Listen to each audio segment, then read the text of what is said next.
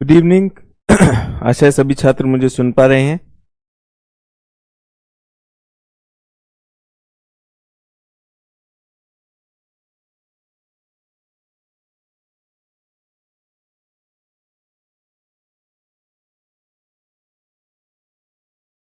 Good evening, welcome. आशा है सभी छात्र मुझे सुन पा रहे हैं। अभी आपका चैट मैं नहीं देख पा रहा हूं, लेकिन क्लास शुरू हो गई प्रतीत होता है। एक बार फिर से चैट चेक करना चाहता हूं, क्या आप लोग मुझे सुन पा रहे हैं?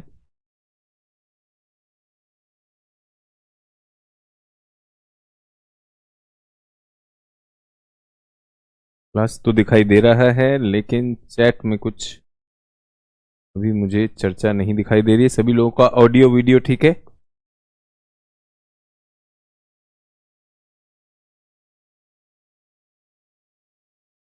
तो गुड इवनिंग। अभी चैट मुझे एकदम डिसेबल्ड दिखाई दे रहा है, किन्हीं कारणों से। हो सकता है चैट ना चल रहा हो सकता है चैट ना चल रहा हो। तो सभी छात्र आप मुझे सुन पा रहे हैं?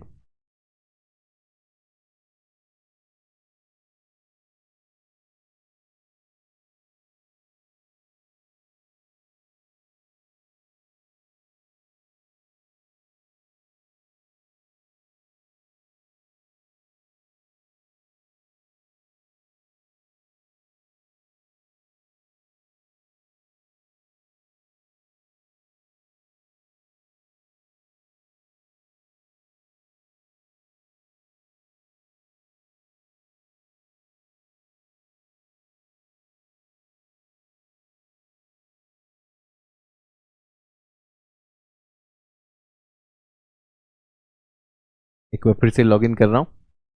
सभी छात्र में लग रहा है इसमें।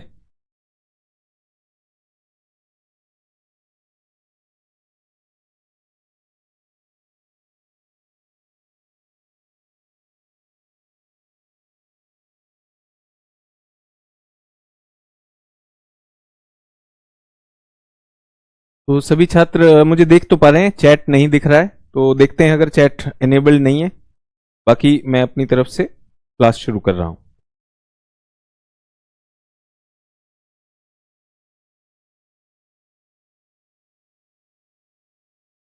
एक बार फिर से मैं ऐप को रिस्टार्ट कर रहा हूं। शायद किन्हीं कारणों से मेरे ऐप में नहीं दिखा रहा है।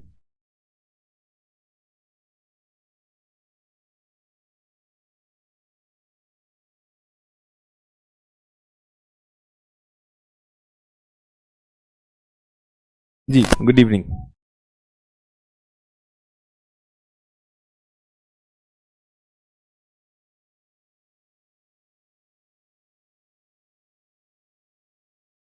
Good evening and welcome. तो सभी लोगों को थोड़ा सा यहाँ पे क्लैरिटी नहीं थी, चैट नहीं आ रहा था। अभी मुझे दिखाई दे रहा है, तो वेरी वार्म वेलकम। और अभी एक त्योहार चल रहा था, हम लोग नवरात्र की शुभकामनाएं। और इसी के साथ आज रमजान के पावन महीने पे रमजान मुबारक सभी लोगों को।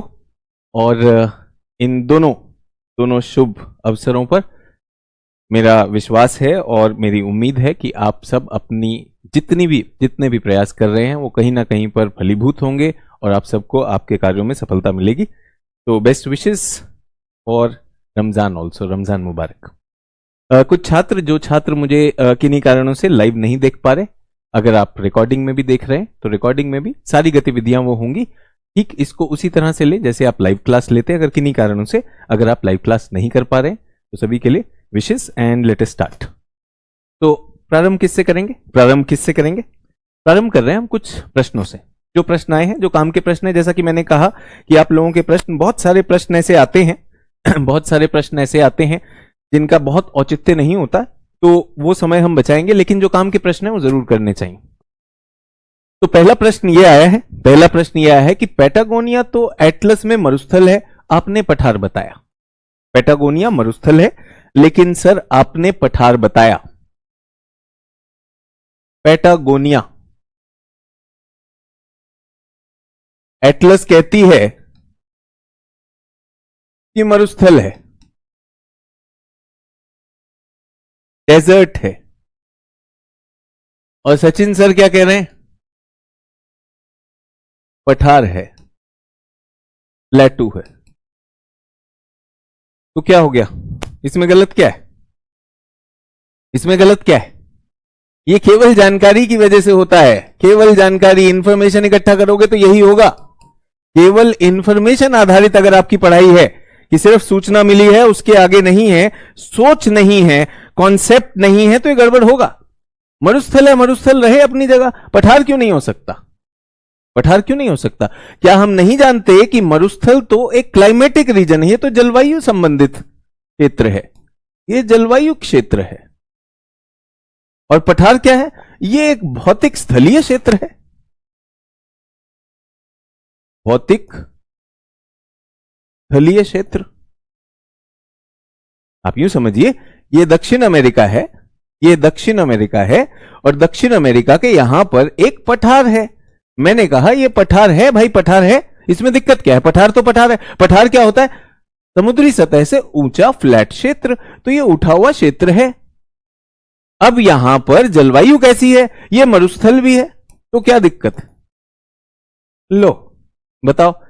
अब सोचिए, अब सोचिए, बहुत से लोगों ने ऐसा ही सोचा होगा, बहुत से लोगों ने ऐसे ही सोचा होगा। सोचे यार क्या सवाल पूछे, सर जो है कुछ जवाब देंगे नहीं देंगे, सर हमारे में तो मरुस्थल है, आपके में पठार लिखा हुआ है, बताइए। अब ऐसा लग रहा है ना कि अरे यार ये तो सही बात है।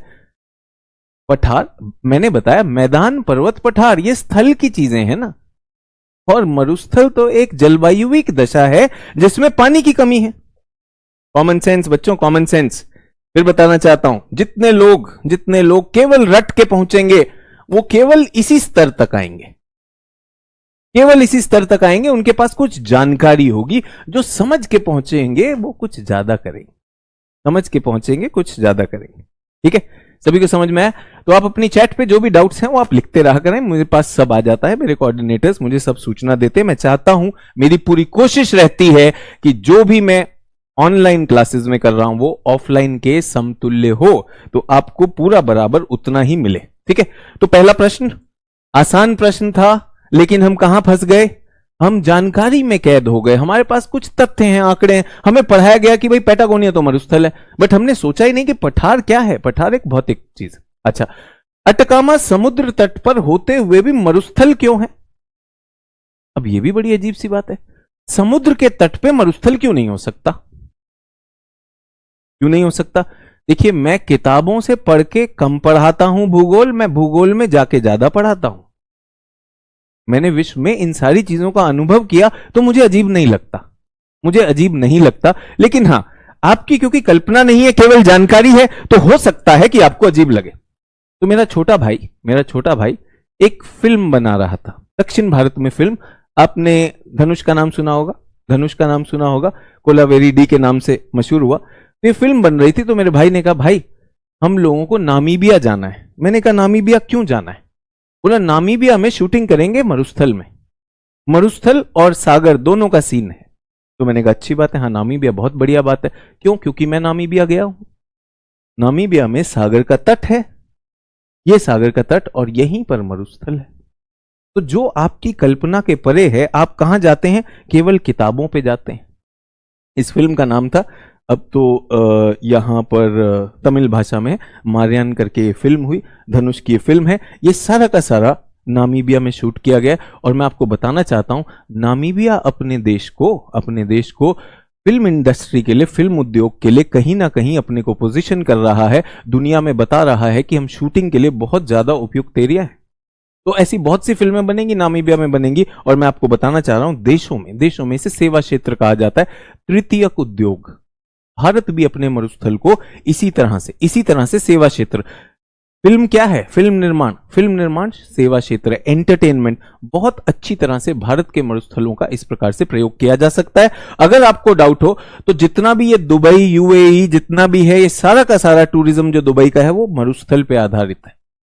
अगर हम संयुक्त राज्य अमेरिका में चले जाएं, टेक्सास पूरा का पूरा क्षेत्र वो पेट्रोलियम पे आधारित है। उसी के साथ में जुड़े हुए मरुस्थल का क्षेत्र जो कैलिफोर्निया क्षेत्र है, और कैलिफोर्निया में लास वेगस नाम का दुनिया का सबसे बड़ा जुआ खाना कहां पर है? मरुस्थल में। तो मरुस्थलों में एंटरटेनमेंट के लिए, फिल्म इंडस्ट्री के लिए और कई उद्योगों के लिए, सेवा क्षेत्र के उद्योगों के लिए अच्छा होता है। तो यहां पे किसी की कल्पना के परे था। फिर मैंने कहा मैं भूगोल, कल्पना और किताबों से नहीं पढ़ाता हूं। मैं भूगोल देखता हूं, मैंने देखा है। तो समुद्र के तट पे मरुस्थल होना कोई नई बात नहीं है, आपने नहीं देखा। क्लास के अंत में हम उस प्रश्न पे फिर चर्चा करेंगे कि क्यों मरुस्थल पश्चिमी तट पर होते हैं। तो जिसने ये सवाल पूछा शायद आपने उस प्रश्न पे काम नहीं किया होगा। ठीक है, चलिए तीसरे पर आते हैं। तो चित्र फॉर्मेट में नोट रहने दें या लिखें?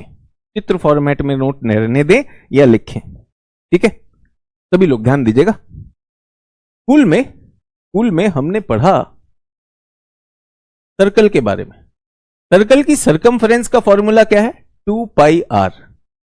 और इसका क्षेत्रफल निकालना हो तो क्या होता है? पाई r स्क्वायर। ऐसा है या नहीं है?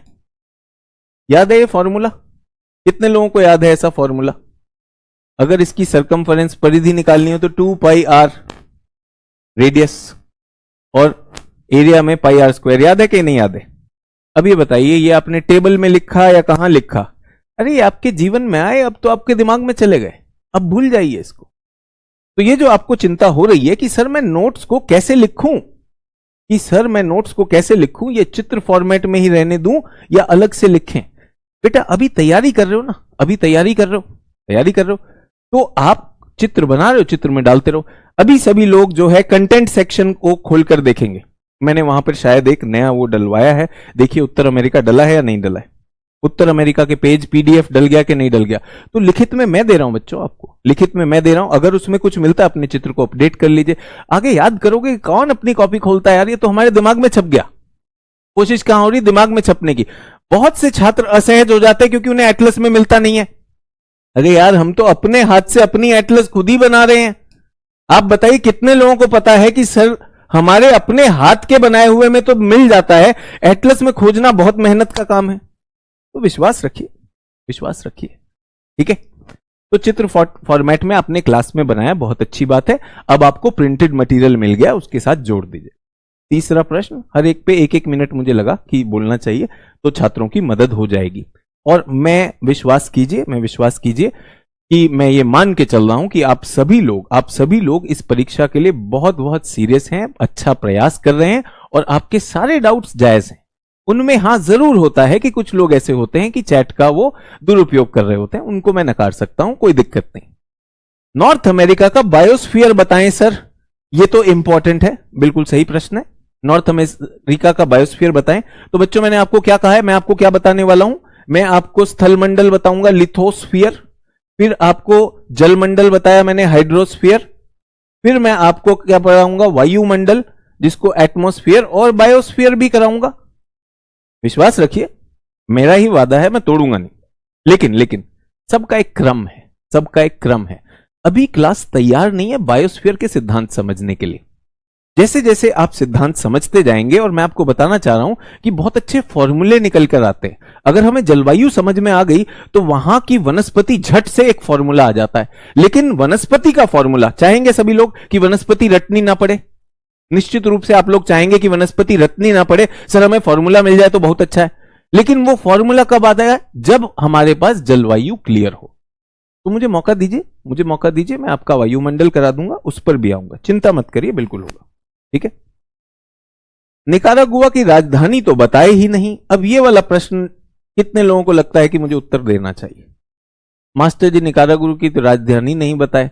अरे भैया अगर तुम मानचित्र लेके बैठे हो तो आंख के सामने ही तो है, कि मोतियाबिंद थोड़ी है कि नहीं देख पाओगे।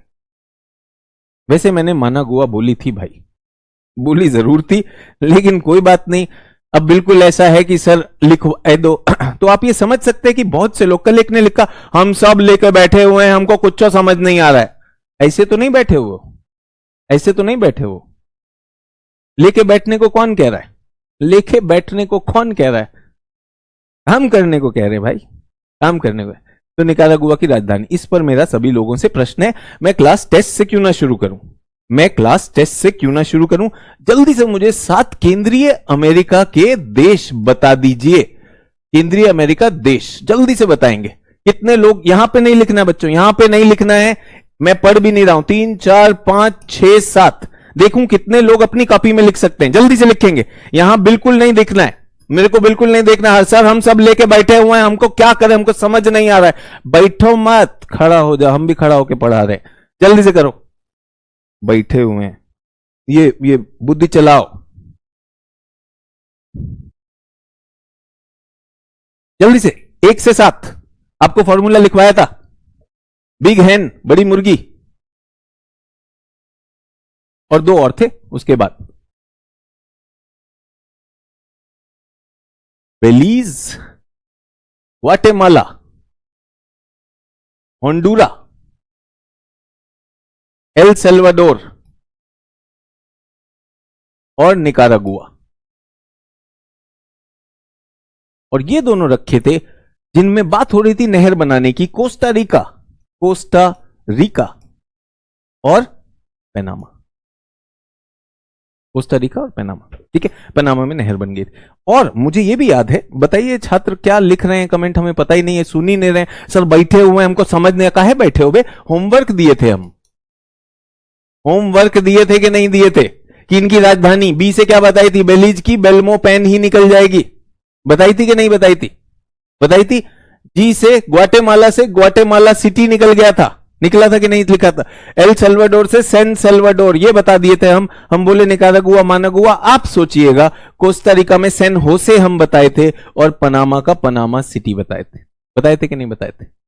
निकारागुआ की मानागुआ हो गई थी, हंडूरा की टेगुसिगाल्पा हो गई थी। तो जितने भी छात्रों ने ये किया और आपके 7/7 आए तो बहुत अच्छी बात है। 7 out of 7, very good. 7 out of 7 अगर आपके आए हैं बहुत अच्छी बात है। आपको यहां नहीं लिखना था, मैंने कहा क्लास में 2 लोग बैठे हैं आप और मैं, क्लास में 2 लोग बैठे हैं आप और मैं, ठीक है। अब क्लास में मैं उनकी बात करना चाहता हूं जो छात्र फंसे हुए हैं, जिनके 7/15 आ रहे हैं, 8/20 आ रहे हैं, ठीक है, 7/15 8/20, जिन लोगों के अच्छे अंक नहीं आ रहे हैं, मैं आपका भी आत्मविश्वास चाहता हूं। आपका आत्मविश्वास क्यों नहीं आ रहा है? आपका आत्मविश्वास इसलिए नहीं आ रहा है क्योंकि आप मुझ पर विश्वास नहीं कर रहे हैं, आप नया तरीका नहीं ले रहे हैं, आप पुराने तरीके पे फंसे हुए हैं। पुराना तरीका क्या है?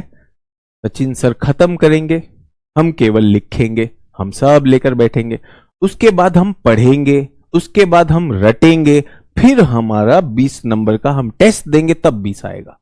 ये पुराना है। नया क्या है? नए में विश्वास करिए। इस प्रक्रिया में मनोवैज्ञानिक रूप से प्रक्रिया है कि अगर आप चीज को ढूंढते हैं, आपकी एटलस में मिला, अच्छी बात, नहीं मिला खुद ही चिन्हित कर दीजिए, खुद ही चिन्हित कर दीजिए। और नए में तरीका देखिए, जादू अनुभव तो करिए। आपने कोई चील या बाज देखा है? चील या बाज बहुत ऊंचाई पे पहाड़ पर घोंसला बनाता है और बाज के छोटे छोटे बच्चे, छोटे छोटे चूजे, और बाज उनके लिए खाना लेकर आता है। चूजे की चोंच में खाना मां खिलाती है, मां चूजे की चोंच में खाना खिलाती है, कुछ समय तक खिलाती रहती है। कहां पर है? ऊपर पहाड़ पे है। चूजा किसमें है? घोंसले में है। बाज जो है वो मां आती है, चील आकर बच्चे को खिलाती है। एक दिन ऐसा आता है कि वो छोटे छोटे बच्चे जो अपनी मां को भगवान मानते हैं कि हमारी मां खाना लेकर आती है, एक दिन जब उनके छोटे छोटे पंख निकल आते हैं, मां बोलती कूद, मां बोलती है पहाड़ से, चट्टान से नीचे कूद। तो वो छोटा बच्चा ऐसे झांकता है, चूजा, अबे इतना गहरा। अब वो मां को देखता है, अबे मां हो या दुष्टा हो, बिल्कुल जान लोगी क्या? कूदवाओगी? जल्दी से बताइए। चील उन बच्चों पे तरस खाती है या उन्हें धकेलती है? जल्दी से बताइए। सर मेरे पास एटलस नहीं है। तो प्रदीप यहां कैसे आ गए? तू झूठी मैं मक्कार, फिल्म देखो बे, यहां कैसे आ गए? बोला मेरे पास एटलस नहीं है। तो यूं समझ लो युद्ध में आ गए बिना हथियार। कहे आ गए भाई? जल्दी से बताइए। बच्चे ऐसे देख रहे हैं, मां हो जालिम मां, बिल्कुल जान ले रहे हो, धकेल देती कि नहीं? पहाड़ से नया नया चूजा जिसके छोटे छोटे पंख हैं, उसको धकेलेगी कि नहीं धकेलेगी? तो ठीक वही काम मैं मां बन के कर रहा हूं। कुछ लोग मुझे देख, क्या करवा रहे हैं, बिल्कुल ही जान ले रहा है, मेरे पास एटलस भी नहीं है मास्टर जी, कुछ समझ नहीं आ रहा, सब लेकर बैठा हूं। अरे विश्वास तो करो अपनी चील मां पे। हर चील का बच्चा उड़ गया, जब तक कूदा नहीं तब तक उड़ा नहीं। मास्टर जी कोई डांट रहा है बैठ के। करना क्या है? पुरानी चरस, सर हम ना प्रयास कर रहे हैं सर, हमारा एक दिन 20/20 आएगा सर।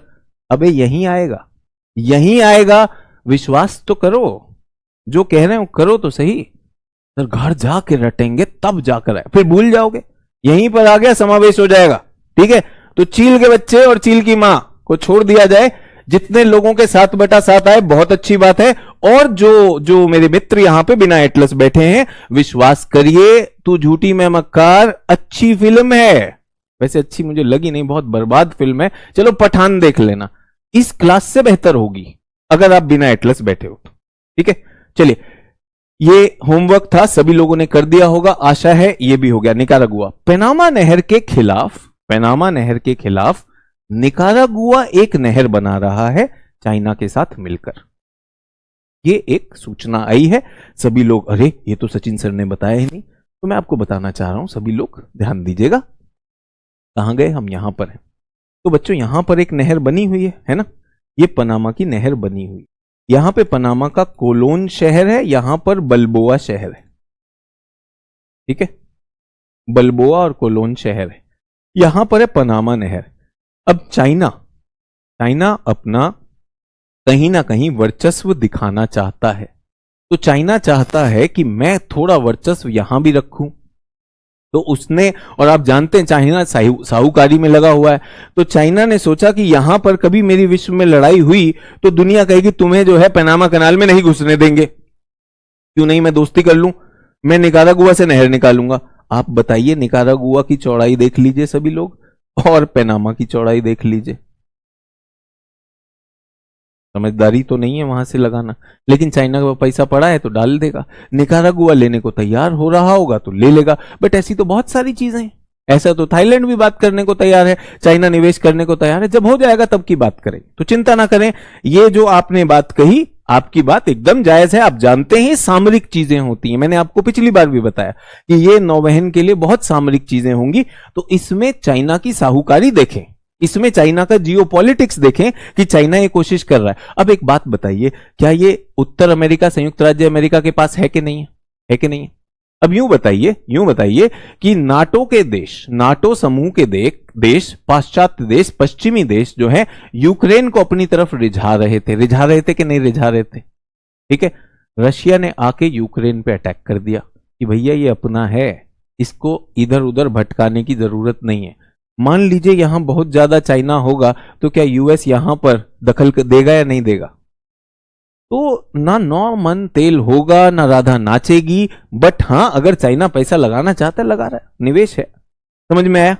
ठीक है, तो जो आपकी बातें हैं बिल्कुल सही बात है, मैंने किसी का कोई प्रश्न नकारा नहीं है, लेकिन मैं आपको सिर्फ ये थोड़ा सा बताना चाह रहा हूं कि आपके प्रश्नों में थोड़ी सोच और लगा लीजिए, और वो सोच जैसे जैसे विकसित होती जाएगी आपकी समझ और पढ़ाई बेहतर होती जाएगी। ठीक है, सभी लोग, आशा है आपके प्रश्नों का उत्तर हो गया होगा, और मुझे यह भी लगता है किसी को ये प्रश्नों का उत्तर देना समय व्यर्थ नहीं लगा होगा, क्योंकि ये जो समस्याएं हैं बहुत से लोगों को होती हैं। विश्वास कीजिए, मैंने चुन के ही प्रश्न लिए हैं, केवल ये वाला निकारागुआ की राजधानी बताएं, ये वाला मुझे लगा कि ये छात्र जो है एटलस देखकर वो काम नहीं करा। सुनिए, मैंने नहीं कहा मेरी क्लास में कॉपी पेन और एटलस लेके बैठिए, मेरी क्लास में काम करिए, लिखिए सोचिए, लिखिए सोचिए। ठीक है, एक छात्र ने एक प्रश्न पूछा है कि सर वो टेस्ट लेने से पहले ना पूरा का पूरा एक बार दोहरा दिया करें, पूरा का पूरा दोहरा दिया करें, तो सर उसके बाद टेस्ट लिया करें। अब एक बात बताओ, अगर पूरा दोहरा दिया और उसके बाद टेस्ट लिया तो चीटिंग होगी कि नहीं? पहले तो मैंने ही आपको सारा बता दिया, मैं जान के गैप देना चाहता हूं, इसे कहते हैं सरप्राइज टेस्ट। मुझे अपने पर विश्वास है, मुझे आप पर भी विश्वास है। अगर आपने वो प्रक्रिया फॉलो की है तो आपको आएगा, आप घबराओ मत, एकदम चिड़िया के चूजे जो हैं घबरा रहे हैं। चलिए, विश्व के भौतिक भूगोल की बात कर रहे हैं, आ जाएं इस पर। कल यहीं पर थे, कुछ हरा कुछ पीला कुछ पठार बताए थे, कुछ आप लोग थोड़े से बेचैन हो रहे हैं, तो उन सारी चीजों को मुझे काम करना है। फिर से करें, तैयार हैं सभी लोग? सभी लोग तैयार? चलिए, बहुत अच्छी बात है। एक तरह का रिकैप भी हो जाएगा, एक तरह का रिकैप भी हो जाएगा, आप लोगों के साथ रिवीजन भी हो जाएगी। और जैसा कि मैंने आपसे कहा, 6 से 8 घंटे में मेरी क्लास के उपरांत 6 से 8 घंटे में अगर मानचित्र खोलकर आप एक बार दोबारा दोहरा लेंगे, बैठ जाएगा, ठोक के बैठेगा, चिंता मत करो।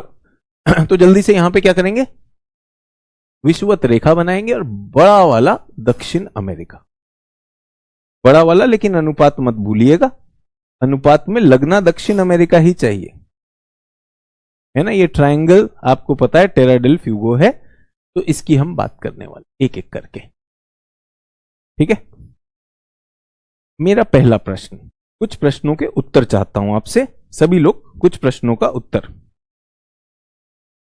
दामिनी कुमारी कह रही सर सिलेबस भी बताइए। दामिनी जी नमस्कार, कैसे आना हुआ? दामिनी जी नमस्कार, कैसे आना हुआ आपका? अभी प्रकट हुए? तो दामिनी जी शुरू से हो रहा है, आज छठी क्लास है, क्लास अटेंड कर लीजिएगा। मैं सिलेबस से चलता हूं, मैं किसी और चीज से तो चलता भी नहीं, मैं कोई बहकी बहकी बात करता भी नहीं कि सिलेबस के बाहर की बात कर रहा हूं, इसी की बात कर रहा हूं। हाँ, उससे जुड़े हुए मुद्दों में बहुत सारी रुचिकर बातें होती है मेरे पास, मैं उनको जरूर शेयर करना चाहूंगा, तो सिलेबस पे भी लाइट डालें। इस कमेंट के बाद मैं चुनता हूं कि मैं कमेंट नहीं देखूंगा, क्योंकि बचकाना कमेंट ऐसे समय में आने लगते, तो आगे बढ़ते हैं। तो मेरा पहला प्रश्न सभी लोगों को, अब आपके पास एक कॉपी होनी चाहिए जिसमें आप प्रश्न उत्तर लिख रहे हैं। तो प्रश्न नंबर 1 जल्दी से बताएंगे। प्रश्न नंबर 1, दक्षिण अमेरिका में कितने देश? दक्षिण अमेरिका में कितने देश? देशों की संख्या जल्दी से बताइए। कहां से पता चलेगा? राजनीतिक मानचित्र पर। राजनीतिक मानचित्र, थोड़ा समय लीजिए, थोड़ा समय लीजिए, गिन लीजिए। आप गिनेंगे तो आपको याद हो जाएगा, बेकार में नहीं तो रटना पड़ेगा। गिन लीजिए जल्दी से, जल्दी से देख लेंगे। सभी लोगों से मैं चाहता हूं कि एक बार देख लीजिए, कल हमने भौतिक मानचित्र किया था, आज राजनीतिक कर रहा हूं। सभी लोग 1 2 3 4 5 6 7 8 9 10 11 12 13, मुझे 13 मिली, मैंने गिना। ये प्रक्रिया कर लोगे तो याद हो जाएगा, ये प्रक्रिया कर लोगे तो याद हो जाएगा। 13, बहुत अच्छी बात है, धन्यवाद। 13 में दूसरा प्रश्न, सबसे बड़ा देश कौन सा है? सबसे बड़ा देश कौन सा है? देख के बताएंगे, सिर्फ देखने में पता चल जाएगा, रंग से पता चल जाएगा। तो बहुत बड़ा लग रहा है, ब्राजील। ब्राजील सर, ये हमें पता था, याद था। अगर आप पहले भी कहीं पे कुछ कर चुके हैं तो याद छोड़ दीजिए, पूरी प्रक्रिया का हिस्सा बनिए। बिल्कुल, अब यहां पे टाइप नहीं करेंगे, मैं बताता जाऊं, ठीक है।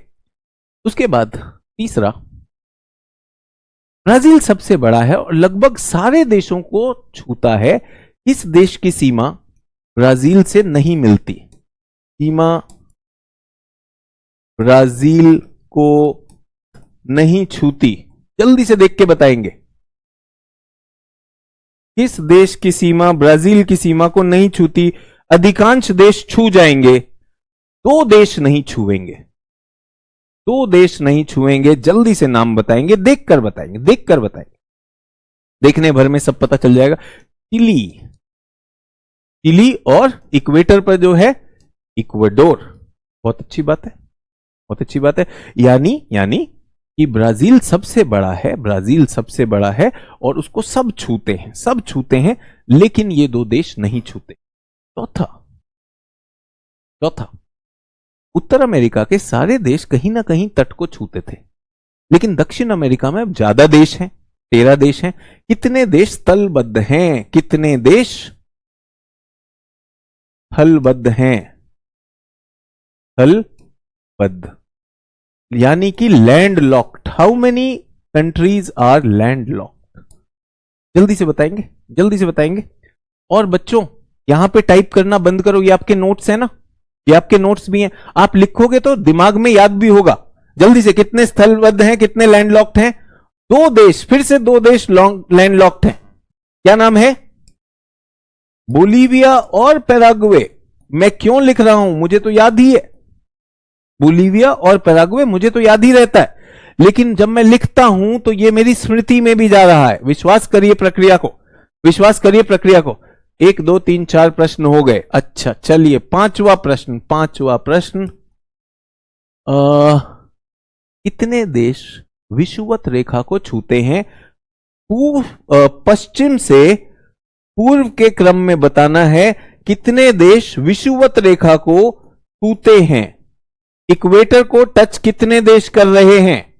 पश्चिम से पूर्व के क्रम में लगाएंगे।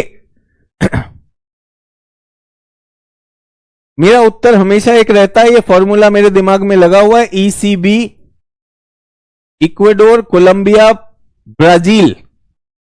Ecuador, Colombia, Brazil. अगर आपको डाउट है, आपके पास पेन है, अपनी एटलस में राजनीतिक मानचित्र पे चला लीजिए, राजनीतिक मानचित्र पे अभी चला लीजिए, अभी खींच लीजिए। जितने भी लोगों को मैंने कहा एटलस पे लिखना शुरू करिए, लाइन लीजिए, चला लीजिए, हमेशा के लिए दिख गया। जैसे ही एटलस खोलेंगे वो लाइन दिखेगी, अच्छा ECB, इक्वेडोर, कोलंबिया, ब्राजील दिखाई दे गया। ECB छठा, थोड़ा सा तेज चलता हूं क्योंकि विश्वास करिए fastest bullets go the smoothest. इसमें अगर धीरे किया तो दिक्कत होगी। तो सभी लोग साथ साथ में लिखते जाएंगे, टिक करते जाएंगे, मैं आपको मौका ही नहीं दे रहा हूं कहीं और लिखने का। अपनी एटलस पे लिखिए। पश्चिम से पूर्व फिर से लगाना है क्रम में, लेकिन इस बार विषुवत रेखा नहीं, मकर रेखा। पश्चिम से पूर्व मकर रेखा। जल्दी से, मेरा फॉर्मूला हमेशा इसके लिए बना हुआ है, CAPB, यानी 4 देश हैं और ये 3 देश हैं। जल्दी से बताएंगे।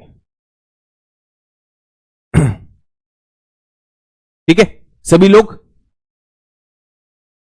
ECB मिला, ECB मिला या नहीं मिला? वो इक्वेटर पर था। उसके बाद क्या है? मकर रेखा पर CAPB। सी से चिली, चिली के बाद अर्जेंटीना, अर्जेंटीना के बाद पैराग्वे, पैराग्वे के बाद ब्राजील। सभी लोग मेरे साथ, सभी लोग मेरे साथ। अच्छा, यहां पर उत्तर में 3 छोटे छोटे देशों का गुच्छा है। 3 छोटे देश का गुच्छा। कौन से देश हैं वो जल्दी बता दीजिए। पश्चिम से पूर्व में क्रम में लगाइए, कौन से देश हैं? 3 छोटे छोटे देश उत्तर में। उत्तरी भाग में 3 छोटे छोटे देश, 1 2 3, 1 2 3। क्या है? ये तीनों के तीनों गियाना है। ये तीनों के तीनों गियाना है। तीनों के तीनों गियाना है। गियाना इन देशों का नाम है। ये फ्रांस का उपनिवेश था तो ये फ्रेंच गियाना, ये ब्रिटिश गियाना, और ये क्या है? ये क्या है? डच गियाना। ठीक है, ब्रिटिश ने इसको छोड़ दिया, डच ने भी इसको छोड़ दिया। इसका नाम फ्रेंच गियाना रह गया, इसका नाम गियाना है, और इसका नाम अब क्या है? पूरी नाम। मिला 3 का गुच्छा? सभी लोगों को 3 का गुच्छा मिला या नहीं मिला? सभी छात्रों को 3 का गुच्छा मिला? 3 गियाना है, 3 गियाना है। फ्रेंच उपनिवेश, ब्रिटिश उपनिवेश, डच उपनिवेश। अभी इसको जोड़ूंगा, कहानी से जोड़ने वाला हूं सभी लोगों को, सभी लोगों को कहानी से जोड़ने वाला हूं। ठीक है, तो किसका उपनिवेश था? तीनों गियाना है, और यहीं पे तो पठार है। पठार का नाम क्या है? गियाना का पठार, है ना। कोई यहां पे रट के बैठा हुआ है, कोरू। तो बेटा जो रटे हुए हैं, मुझे पता है आप लोगों से रुकता नहीं है ना।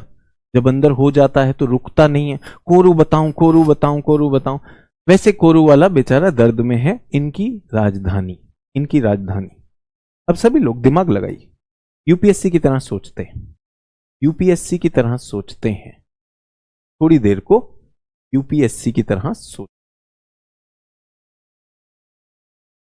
यूपीएससी को आपके लिए एक चुनौतीपूर्ण प्रश्न बनाना है, जो देश के नाम और राजधानियों पर आधारित है। क्या वो आपसे 1 2 3 इनमें क्रम करवाएगा, या यहां पे ज्यादा चुनौती है? जल्दी से बताइए, कहां पर ज्यादा चुनौती है? ये तो बहुत आसान है। बोलेगा उत्तर से दक्षिण में अरेंज करिए, कनाडा, यूएसए और मैक्सिको को, ये तो सबको पता है। चुनौती कहां पर आएगी? केंद्रीय अमेरिका। तो एक स्मार्ट छात्र, स्मार्ट तैयारी वाला क्या करेगा? इन 7 देशों का नाम, बिग हैन, कोस्टा रिका और पनामा, और उनकी राजधानी तैयार रखेगा। अब आता है दक्षिण अमेरिका में कहां पर आती है चुनौती? तो दक्षिण अमेरिका में चुनौती निश्चित रूप से यहां पर आएगी। ये 3 देश, ये 3 गियाना के देश, उनकी राजधानियों सहित। समझ में आया? तो स्मार्ट स्टूडेंट क्या करेगा कि भाई अगर देश और राजधानी करनी है, बहुत से छात्र पूछते हैं सर सारे के सारे याद करूं, मत करो भाई, थोड़ा दिमाग लगाओ, बुद्धि लगाओ कि यहां पर सेंट्रल अमेरिका में नहीं छोड़ के जाऊंगा और 3 गियाना नहीं छोड़ के जाऊंगा, 3 गियाना नहीं छोड़ के जाऊंगा, तो तीनों गियाना की जो है हमारे पास राजधानी होनी चाहिए, होनी चाहिए।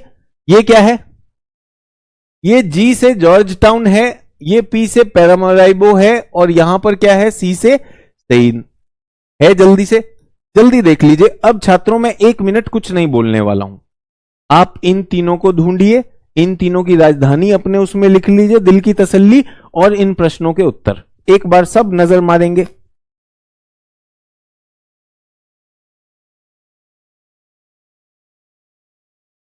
है ना, कोई कह रहा है नहीं मिला आप समझ सकते हैं, जो ये कह रहा है नहीं मिला इसके पास कोई एटलस नहीं होगी, क्योंकि आप बताइए ऐसा कौन सा राजनीतिक मानचित्र होगा जिसमें देश की राजधानी नहीं दी होगी, है ना, ऐसा तो हो नहीं सकता कि राजधानी नहीं दी होगी। ये छात्र या तो आज पहले दिन आया है या फिर ये 5 दिन से फरलो मार रहा था, ये एटलस देखता नहीं, आज इसके अंदर का कील का चूजा जागा, आज मैं सचिन सर को फॉलो कर लेता हूं, सर मिला नहीं, तो बेटा यही मैं कहता हूं, घर जाकर देश की राजधानी शुरू करिए। और राजधानी ध्यान दीजिएगा, ये ओरिएंट ब्लैक स्वान है, ओरिएंट ब्लैक स्वान में एक चिन्ह जो है ना, ओरिएंट ब्लैक स्वान ने ऐसा कर दिया है, किसी भी देश में अगर उसकी राजधानी बतानी हो तो काले डब्बे में लाल रंग, और छोटे शहरों को, बाकी शहरों को एक बिंदु और सर्कल टाइप दिखाते हैं। एटलस भी तो अपना कोडिंग रखती है, आपकी एटलस में भी होगा। हमेशा राजधानी शहर को ढूंढना ही ना पड़े, उसके लिए बड़ा डब्बा बनता है, बाकी शहरों के तुलना में होता ही नहीं। तो जब कोई मुझे कहता है सर राजधानी नहीं मिल रही है, तो भाई या तो तुम एटलस नहीं रखे हो या फिर तुम बिल्कुल ही एटलस देखे ही नहीं हो पिछले 6 दिन तक। उसके बाद बोले हम सब रखे हैं सर, हमको कच्चा समझ नहीं आ रहा है, तो होगा होगा हो। ठीक है सर, मेरे में स्टार दिया है, बहुत अच्छी बात है, कुछ एटलस स्टार दे रही है, बहुत अच्छी बात।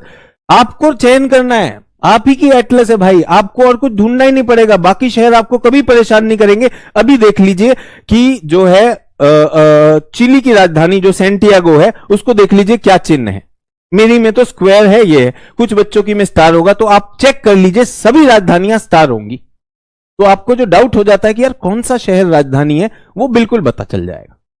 समझ में आया? ये सब इसी के लिए कहता हूं होमवर्क जरूर करिए। तो गियाना 3 है, फ्रेंच, ब्रिटिश, डच। फ्रेंच ने अपना उपनिवेश नहीं छोड़ा, आज भी ये फ्रेंच टेरिटरी है, फ्रेंच गियाना, लेकिन डच लोग इसे खाली कर गए, गियाना चले गए, और ब्रिटिश भी छोड़ गए। लेकिन एक सांस्कृतिक चीज छोड़ के गए, वो मैं बताना चाहता हूं, आशा है आपको पसंद आएगा। मैंने कहा ना, मैं भूगोल किताब से कम अनुभव से ज्यादा पढ़ता पढ़ाता हूं। मैं यहां पहुंचा, कैरेबियन द्वीपों में मैं जहाज से पहुंचा, और मैं यहां पर था, अचानक यहां भोजपुरी संगीत चलना शुरू हुआ। एफएम मैंने ऑन किया, भोजपुरी संगीत और बॉलीवुड के गाने चल रहे हैं। भोजपुरी संगीत और बॉलीवुड के गाने आज भी एफएम है। इनके एफएम का चैनल अगर मुझे याद है तो गरुड़ है इसका नाम। यहां एफएम अभी भी गरुड़ है। क्यों?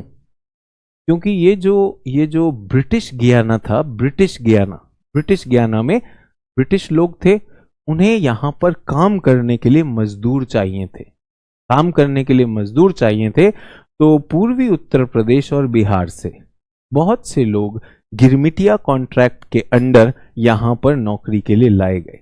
आप पाएंगे भारतीय मूल के बहुत से निवासी यहां पर अभी भी रहते हैं। कहां पर बच्चों? ब्रिटिश गियाना, जिसका अब नाम क्या हो गया? गियाना, पूरी नाम फ्रेंच गियाना। समझ में आया? तो ये भारत की सॉफ्ट पावर है, भारत की सॉफ्ट पावर है। आप देखेंगे भारतीय मूल के कई लेखक यहां से हुए, कैरेबियन में भारतीय मूल के कई लेखक मिल जाएंगे आपको। इन सब की जड़ें कहां से जुड़ी हुई हैं? बिहार से, पूर्वी उत्तर प्रदेश से। यहां से ब्रिटिश लोग हमें लेकर गए और बहुत सी जगह पर, ये सूरीनाम में बसाया, गियाना की तरफ भी आया। इस सारे क्षेत्र में एक बार हम लोग पहुंच जाएं तो उसके बाद पता आप लोग भारतीय अपना रास्ता बना ही लेते हैं, और बिल्कुल उन्होंने रास्ता बनाया। ठीक है समझ में आया? Sir repeat 13 country name please. Sanjana Dube ji, मैंने किसी भी बच्चे को 13 कंट्री का नाम बताया? अब ये संजना दुबे जी क्लास के एंड में क्या कहेंगी, अरे हमको समझ नहीं आ रहा है संजना दुबे जी, यहां से पढ़ना है, ऐसे बोलना है, B for Brazil, V for Venezuela. बहुत से छात्र कहेंगे सर ये मत करिए, बेकार में आप चैट से डिस्ट्रैक्ट हो जाते हैं। संजना जी प्लीज, आप क्लास में पहली बार आई हैं शायद। सर 14th कंट्री त्रिनिदाद है। अरे दाद देनी पड़ेगी आपकी कि सर 14th कंट्री त्रिनिदाद है। भाई त्रिनिदाद टबेगो यहां पर एक कैरेबियन का द्वीप है, Trinidad and Tobago. Trinidad and Tobago Caribbean का द्वीप है, आप देख लीजिए, क्या दिक्कत है। तो ये कहां से हुआ, कहीं से रट के बैठे हुए, कहीं से रट के बैठे हुए, कुछ सोच नहीं रहे। ठीक है, फिर मैंने कहा कि मैं किताबों से नहीं पढ़ रहा हूं, जो वास्तविकता है उन देशों में जाकर वो बता रहा हूं। सर 13 देश एक बार लिखवा दीजिए, इनका वही है, याद है पुराना तरीका, 13 देश लिखवाएंगे और वो करेंगे। यहीं पे देखो ना यार, देखो वेनेजुएला, गुयाना, क्यों नहीं देखेगा। और मैं बोल रहा हूं जिसने 13 देश की बात की उसने क्या आपको लगता है प्रश्नों के उत्तर दिए होंगे? फिर क्या बोलेगा, सर समझ नहीं आ रहा है। आप यूं समझिए कि आपको एटलस में सिर्फ ये ढूंढना है सबसे बड़ा कौन। आप अपनी आंखों पे विश्वास नहीं कर रहे, इतना सारा हरा रंग जुड़ा हुआ है तो भी नहीं होगा, है या नहीं? सभी लोग मेरे साथ, सभी लोग मेरे साथ, ठीक है। चलिए, तो देशों की संख्या होगी, हमने 13 में से एक देश तो ये देख लिया बच्चों, ब्राजील। एक तो देश ब्राजील हो गया, दूसरा इक्वेडोर हो गया, तीसरा चिली हो गया, चौथा बोलीविया हो गया, पांचवा पैराग्वे हो गया, और कोई है? 5 तो दिख रहे हैं मुझे, 5 तो इसी में आ गए ना, ECB, 5 तो मुझे दिख गए। चिली आया था, चिली भी आ गया, अर्जेंटीना, अर्जेंटीना आ गया, तो 6 मुझे दिख गए 13 में से, 13 में से 6 दिख गए, ठीक है।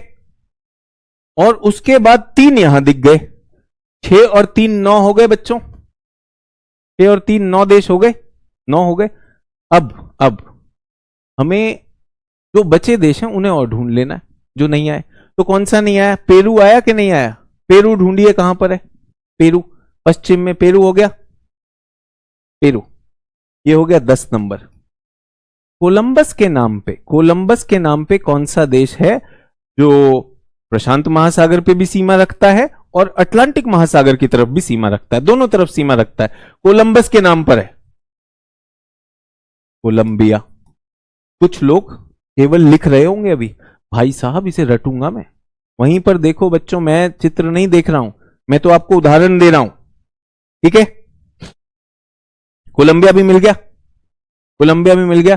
10 और 11, 10 और 11, 12 नंबर में हमने एक छोटा देश देखा है, ब्राजील और अर्जेंटीना के बीच में, यूरुग्वे, यूरुग्वे 12 नंबर हो गया, 12 नंबर हो गया। और 13 नंबर वो देश है जिसके पास बहुत बहुत सारा पेट्रोलियम संसाधन है, जो ओपेक समूह का सदस्य है, लेकिन इतनी महंगाई से त्रस्त है कि वहां रहना अभिशाप हो गया है। कौन सा देश है, जल्दी से बता दो। तेल तेल तेल, वेनेजुएला। मेरे ख्याल से जिन मैडम ने पूछा था 13 देशों के नाम, तो मैडम आपको मिल गया होगा, है ना। वैसे तो बहुत ही आसान सी चीज थी, मैं अगर अपने 12 वर्षीय बेटे को भी देता, कहता बेटा जरा इसमें 13 देश देख के बता दो कौन बड़ा कौन रंग, तो बता देता। लेकिन फिर भी मैडम हमने पूरे के पूरे 13 कर दिए। आशा है आपको फुल पैसा वसूल हो गया होगा। 6 7 8 9 10 11 12 13 और यहां पर 6 आ गए, सभी लोग हो गए। अब ये जो मैंने क्रम कराया है, सभी लोग जो मैंने क्रम कराया है, ये किस लिए कराया है? ये इसलिए कराया कि आप कहीं ना कहीं प्रश्नों से भी परिचित हैं जो एग्जाम में आते हैं, और आपने कहीं ना कहीं इनको देख भी लिया है, इनके देशों को। ये जरूरी है। और जब तक हमारी नजर नहीं जाएगी, फिर से कह रहा हूं, हमारे दिमाग में चीजें कैसे हैं, चित्र में हैं। एक बार फोटो खींचने की देर है। ये फोटो अगर मेरे दिमाग में खिंच गई कि यहां पर 3 छोटू छोटू देश हैं, यहां पे भारतीय भोजपुरी संगीत चल रहा है, एकदम से चिपक जाएगा, एकदम से चिपकेगा। वहीं पे लिख दीजिए, मैं तो एटलस में होता तो मैं यहीं लिख देता भोजपुरी। अच्छा हुआ सचिन सर होकर आ गए, बता दिया उन्होंने। यहां पे वेनेजुएला में मैं लिख देता तेल, कोलंबिया में मैं क्या लिखूंगा, कोकेन, ड्रग्स का व्यापार, बहुत बड़ा ड्रग्स का व्यापार होता है। कोकेन, इक्वाडोर पे मैंने आपको बताया गालापागोस, यहां पे मैं लिख दूंगा डार्विन, यहां पे मैं लिख दूंगा डार्विन। पेरू पे मैं क्या लिख दूंगा, पेरू में विश्व की सबसे बड़ी नदी अमेजन, शुरुआत पेरू से होती है, अमेजन नदी की शुरुआत। और पेरू के बारे में अभी बहुत सी चीजें और बताऊंगा, बोलीविया, पेरुग्वे, यूरुग्वे सब बताऊंगा, लेकिन एक बार एक नजर तो मारो यार, बताओ। ठीक है, एक लिख रहे हैं, आकांक्षा जी लिख रहे हैं, डोंट वेस्ट द टाइम। आशा है आकांक्षा जी आप मुझे डांटना बंद करेंगी, क्योंकि मेरे को पूरी क्लास को पढ़ाना है। मुझे पता है आप कहीं से रट के बैठी हुई हैं, मैं तो जो कर रहा हूं मुझे मेरा काम करने दीजिए। जो लोग कुछ देखना नहीं चाहते वो, और जिन लोगों को ये लगता है सारी चर्चा वेस्ट ऑफ टाइम है, वो दोनों ही अति हैं, दोनों ही अति हैं। मध्य में आ जाइए आप ही के लिए, क्योंकि टेस्ट में उसके बाद पूरे अंक मुझे चाहिए। अब परेशान हो गया हूं कि टेस्ट में आपके नंबर कटते हैं, अब और नहीं चाहिए मुझे नहीं चाहिए मुन्ने रोते हुए नन्ना मुन्ना राही हूं सर, मैं तो सब कुछ लेके बैठा हूं, मेरा नंबर नहीं आ रहा है। बहुत हो गई, बहुत हो गया रोना।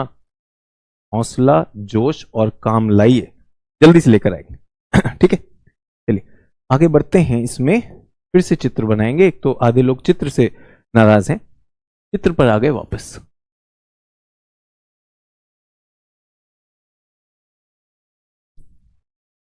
तो एक बात बताना है, एक प्रश्न है सभी लोगों के लिए,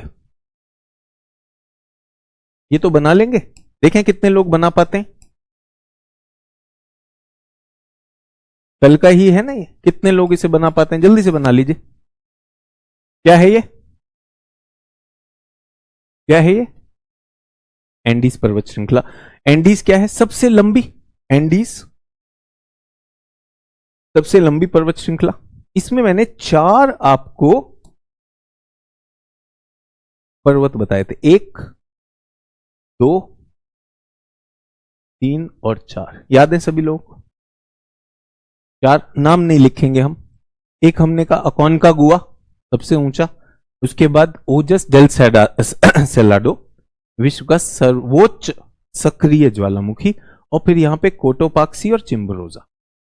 किसी ने मुझसे लिखा कि सर एक पुरानी एनसीईआरटी हुआ करती थी, उसमें लिखा है कि कोटोपाक्सी, इक्वेडोर में जो कोटोपाक्सी है वो विश्व का सर्वोच्च ज्वालामुखी, सक्रिय ज्वालामुखी है।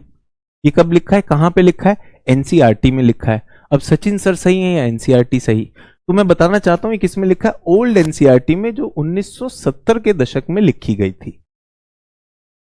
सभी लोग, कोटोपाक्सी एनसीईआरटी, पुरानी एनसीईआरटी जो 1970 के दशक में लिखी गई थी, जिसे प्रोफेसर कुरैशी, जेएनयू में पढ़ाया करते थे हमें, प्रोफेसर कुरैशी ने उस टीम को हेड किया था। कुरैशी साहब की टीम के समय में कोटोपाक्सी दुनिया का सबसे ऊंचा सक्रिय ज्वालामुखी था।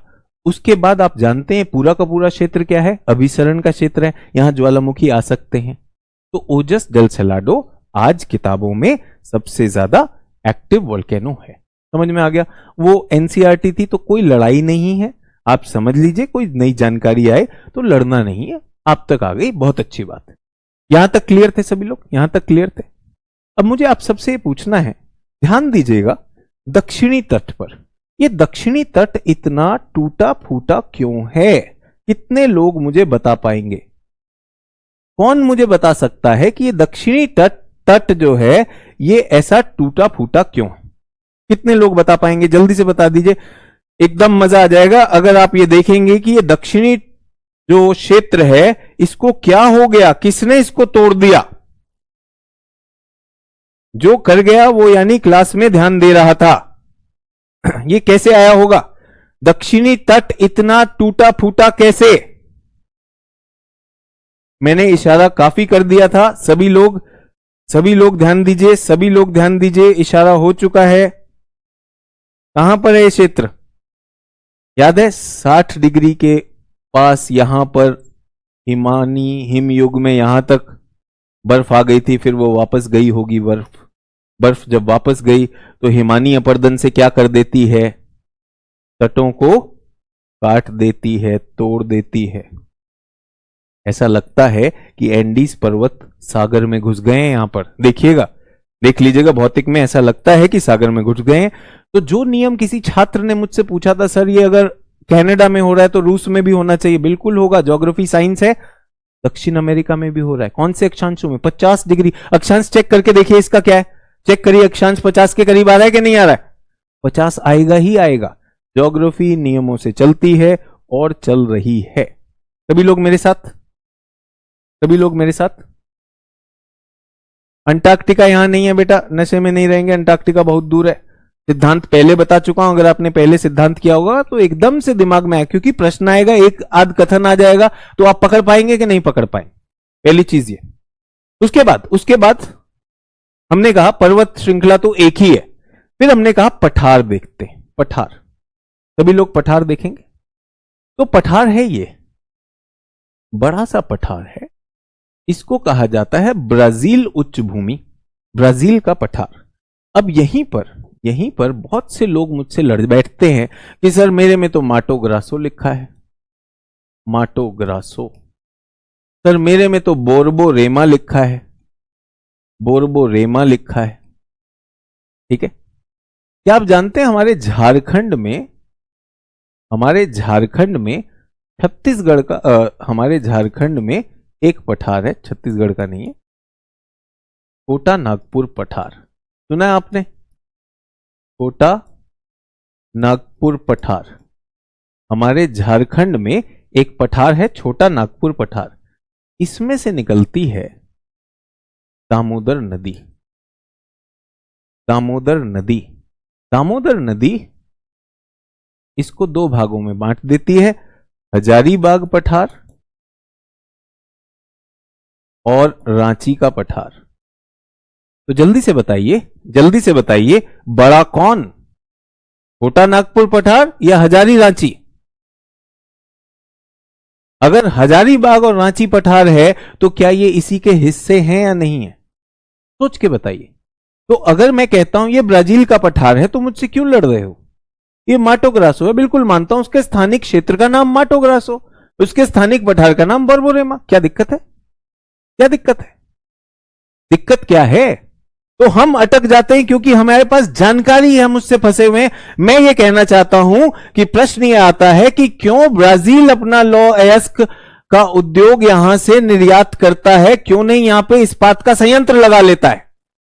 क्यों मैं यहां पर अपना पानी का जहाज लेकर जाया करता था, यहां का लौह अयस्क लेकर मैं यूके जाता था और वहां पे स्टील बनता था? यह प्रश्न है कि क्यों, और यही प्रश्न हमारे लिए भी पूछा, कि भारत के लिए भी पूछा कि क्यों विकासशील देश अपने खनिजों का खनन नहीं कर पाते हैं। यह प्रश्न आता है, यहां पे सिद्धांत लगता है। क्यों सचिन अरोड़ा यहां से लौह अयस्क लेकर यूके जाते थे और इस्पात यूके में बनता है? वो प्रश्न बनता है। रट के बैठे हुए हैं कि सर माटो ग्रासो है, मेरी एटलस में माटो ग्रासो, बिल्कुल माटो ग्रासो, बिल्कुल है बच्चों, स्थानिक नाम। जैसे छोटा नागपुर के दो स्थानिक नाम, उसी तरह से ये हो गया। सभी लोग मेरे साथ, पठार समझ में आया? ठीक है सर, गियाना का पठार भी तो हो सकता है ना? हो सकता क्यों है बच्चों? हो सकता क्यों है? कल तो मैंने आपको बताया ना बच्चों, मैंने बताया ना गियाना पे पठार ही है, गियाना पे पठार है, ये तो मैंने ही बताया आपको। और फिर मैंने आपको यह भी बताया, जिस पे आप लोग मुझसे नाराज हो गए कि सर ये पैटागोनिया का पठार कैसे, ये तो मरुस्थल है। पठार पठार है भाई, पठार हो सकता है। समझ में आया? 3 पठार। एक पठार, कौन सा पठार? जल्दी से यहीं पर नाम लिख रहा हूं, कौन सा पठार? गियाना। दूसरा कौन सा पठार? ब्राजील का पठार, जिसके हिस्से है माटो ग्रासो, बोरबोरेमा। और नीचे कौन सा पठार? पैटागोनिया। और यहां पर एक बढ़िया पठार है, दो इनके बीच में क्या है? पठार। क्या नाम था इस पठार का? अंतर पर्वतीय पठार का? बोलीविया का पठार। बहुत अच्छी बात, बोलीविया का पठार। कुछ किताबें आपको इसका एक और नाम देती हैं, अल्टीप्लैनो।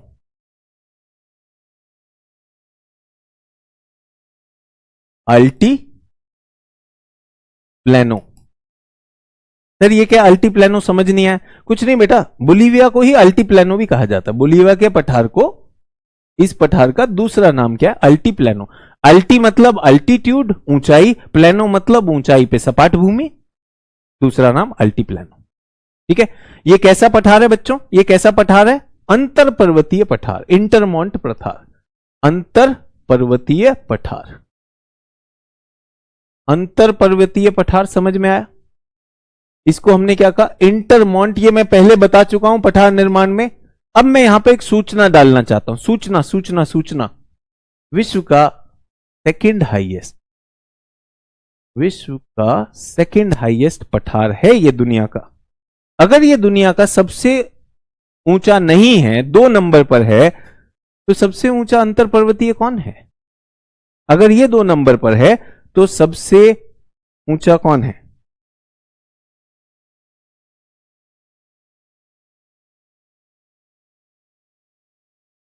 सबसे ऊंचा कौन सा है?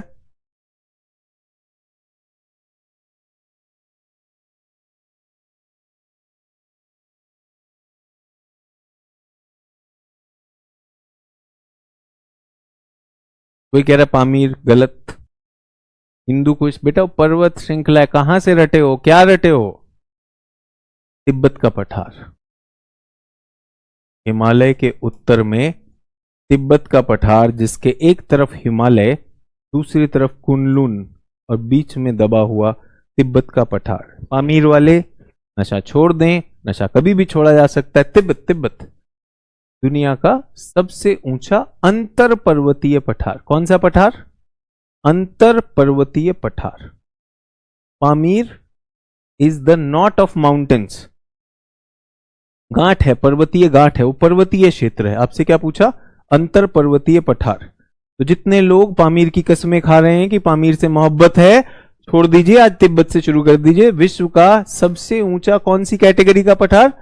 अंतर पर्वतीय पठार। कौन है? तिब्बत है। किनके बीच में? दक्षिण में हिमालय, दक्षिण में हिमालय, ऊपर कुनलुन, दोनों के बीच में फंसा है तिब्बत। सभी लोग मेरे साथ? पता चल गया? अच्छा, अब आपको दिखाई तो दे गया पठार।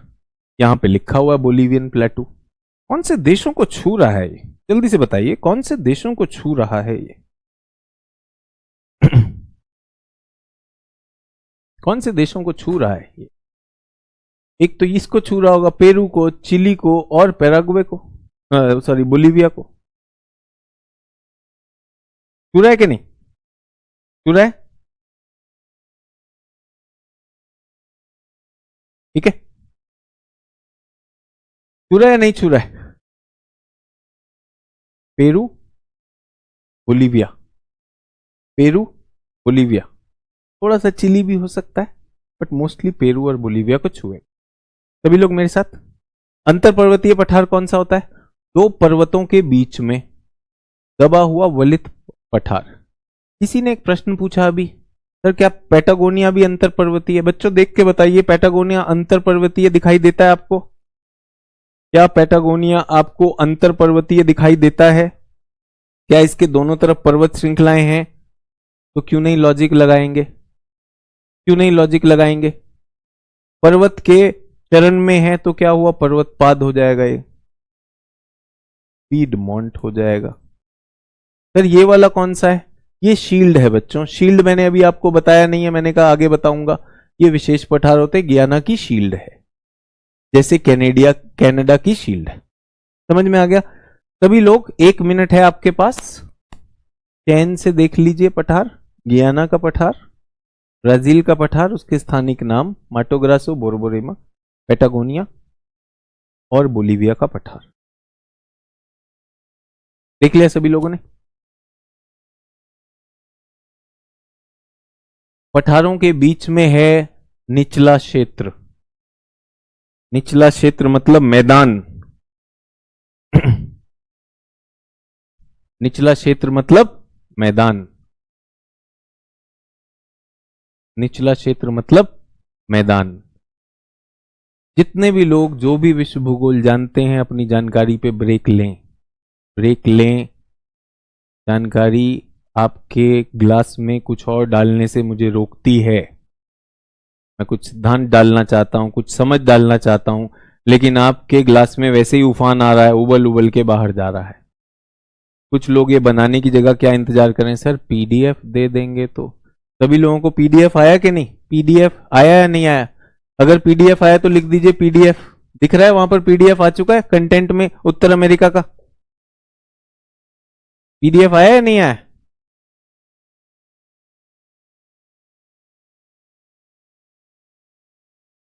ठीक है। कोई कह रहा है सर प्लीज रिपीट ब्राजील का पठार। भाई ब्राजील का पठार मैंने क्या रिपीट करना है, यहां पे लिखा है एटलस पे, एटलस पे लिखा है, मैं तो आपको बता रहा हूं कि ब्राजील में एक पठार है, उसका नाम है ब्राजील का पठार।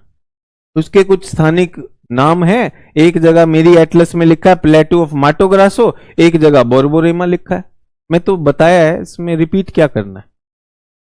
आप अपनी एटलस नहीं देख रहे हैं, एटलस देख लीजिए प्लीज। मैं तो आपका जो एटलस में बिना एटलस के आपको दिखा रहा हूं, हो सकता है अगर देखेंगे तो मिल जाएगा, पीले रंग का है, यहां पे देख लीजिए।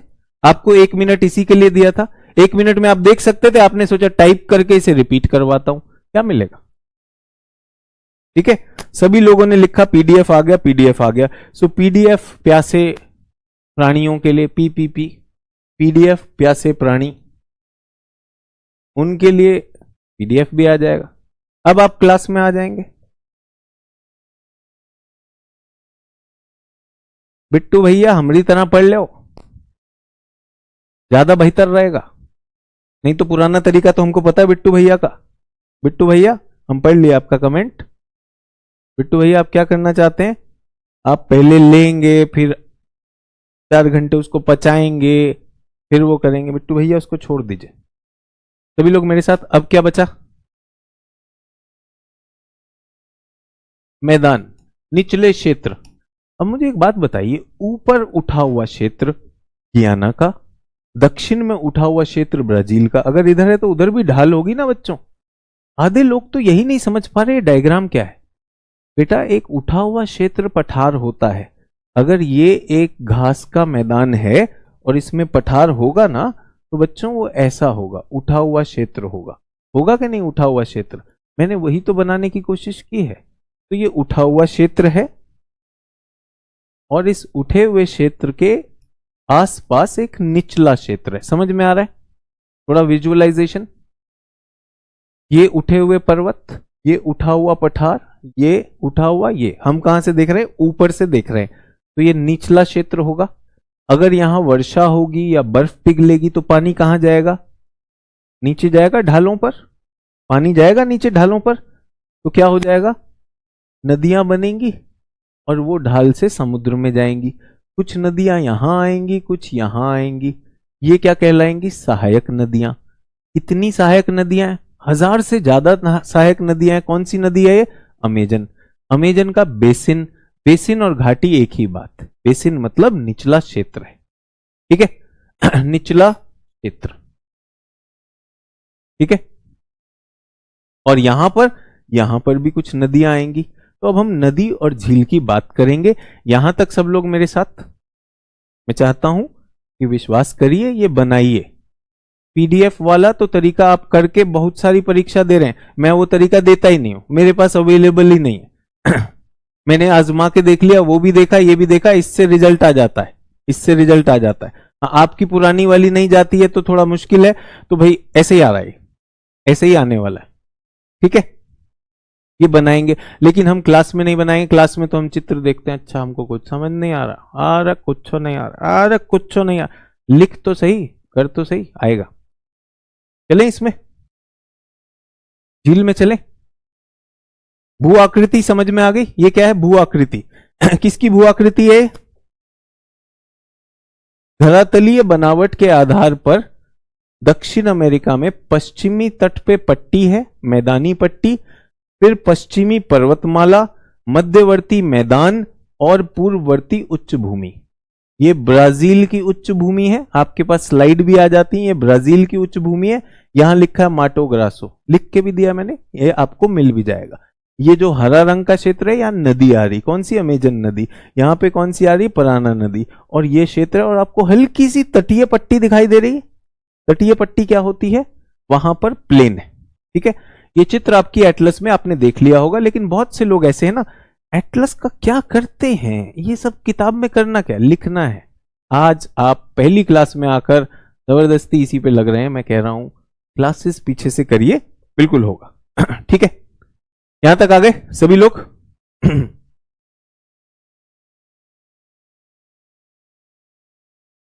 अब मैं इसमें एक कदम आगे जाना चाह रहा हूं। मैं थोड़ा समय इस पे बिताना चाहता हूं। कौन सा पठार? बोलीविया का पठार।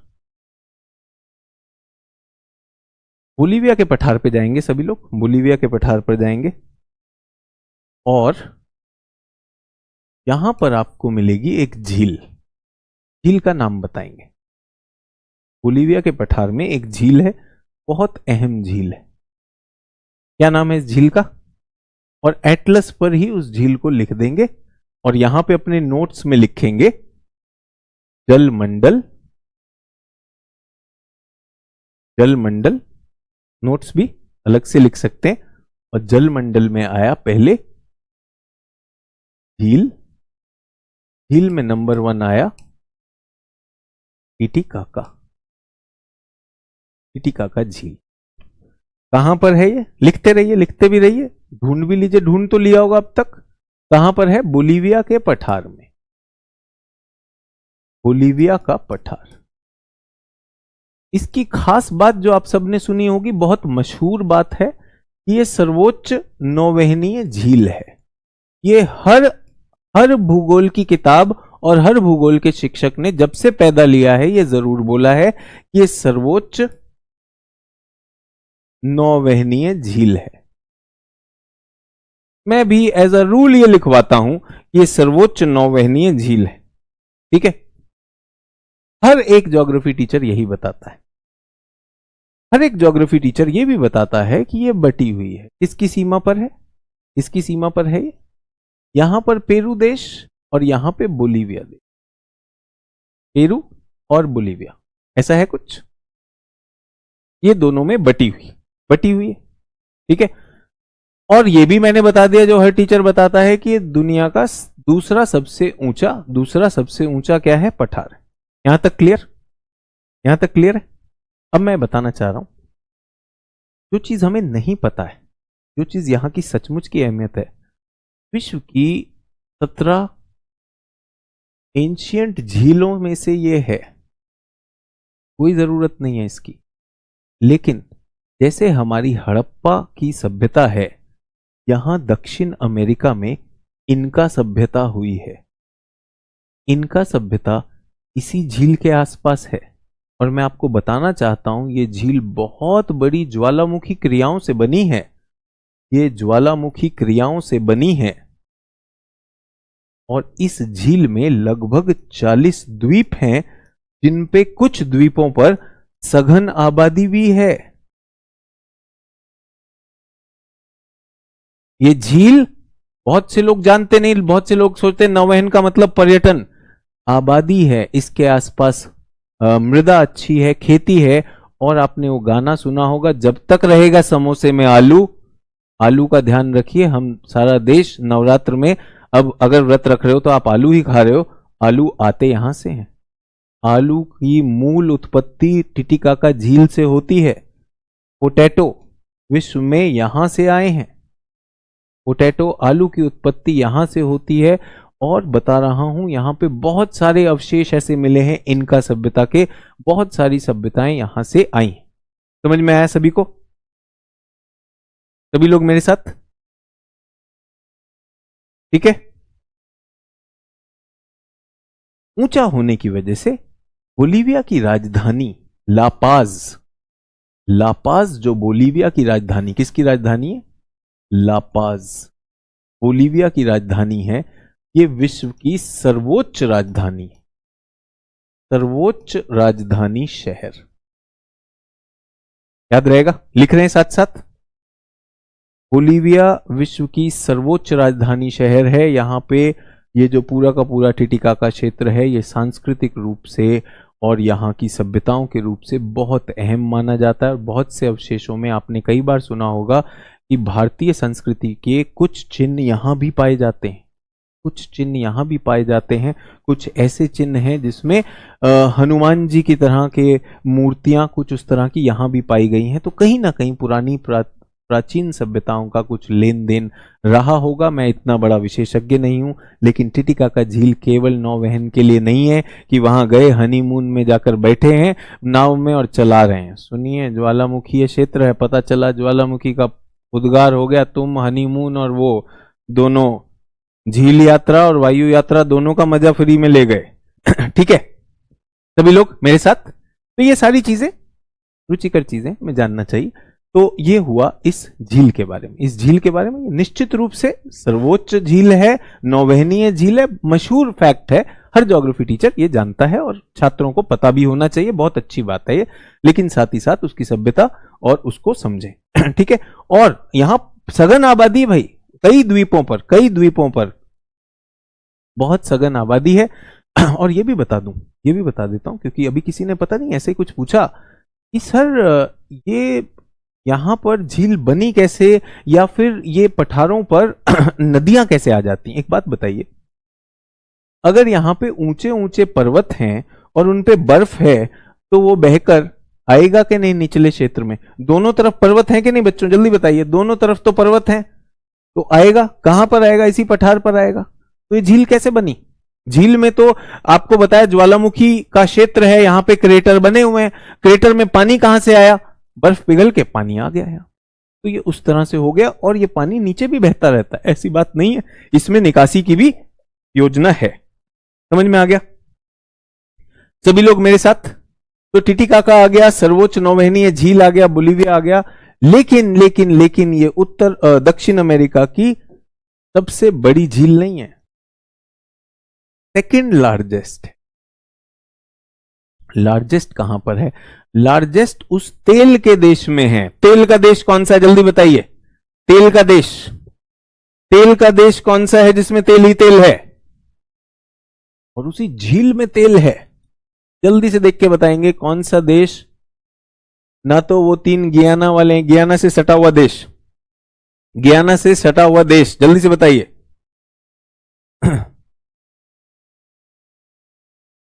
सर जब पर्वत है तो झील कैसे होगा? आंचल पटेल लिख रही हैं। आंचल पटेल थोड़ा ना एक काम करिए, उत्तराखंड चले जाइए, नैनीताल चली जाइए, पर्वत भी है, झील भी है।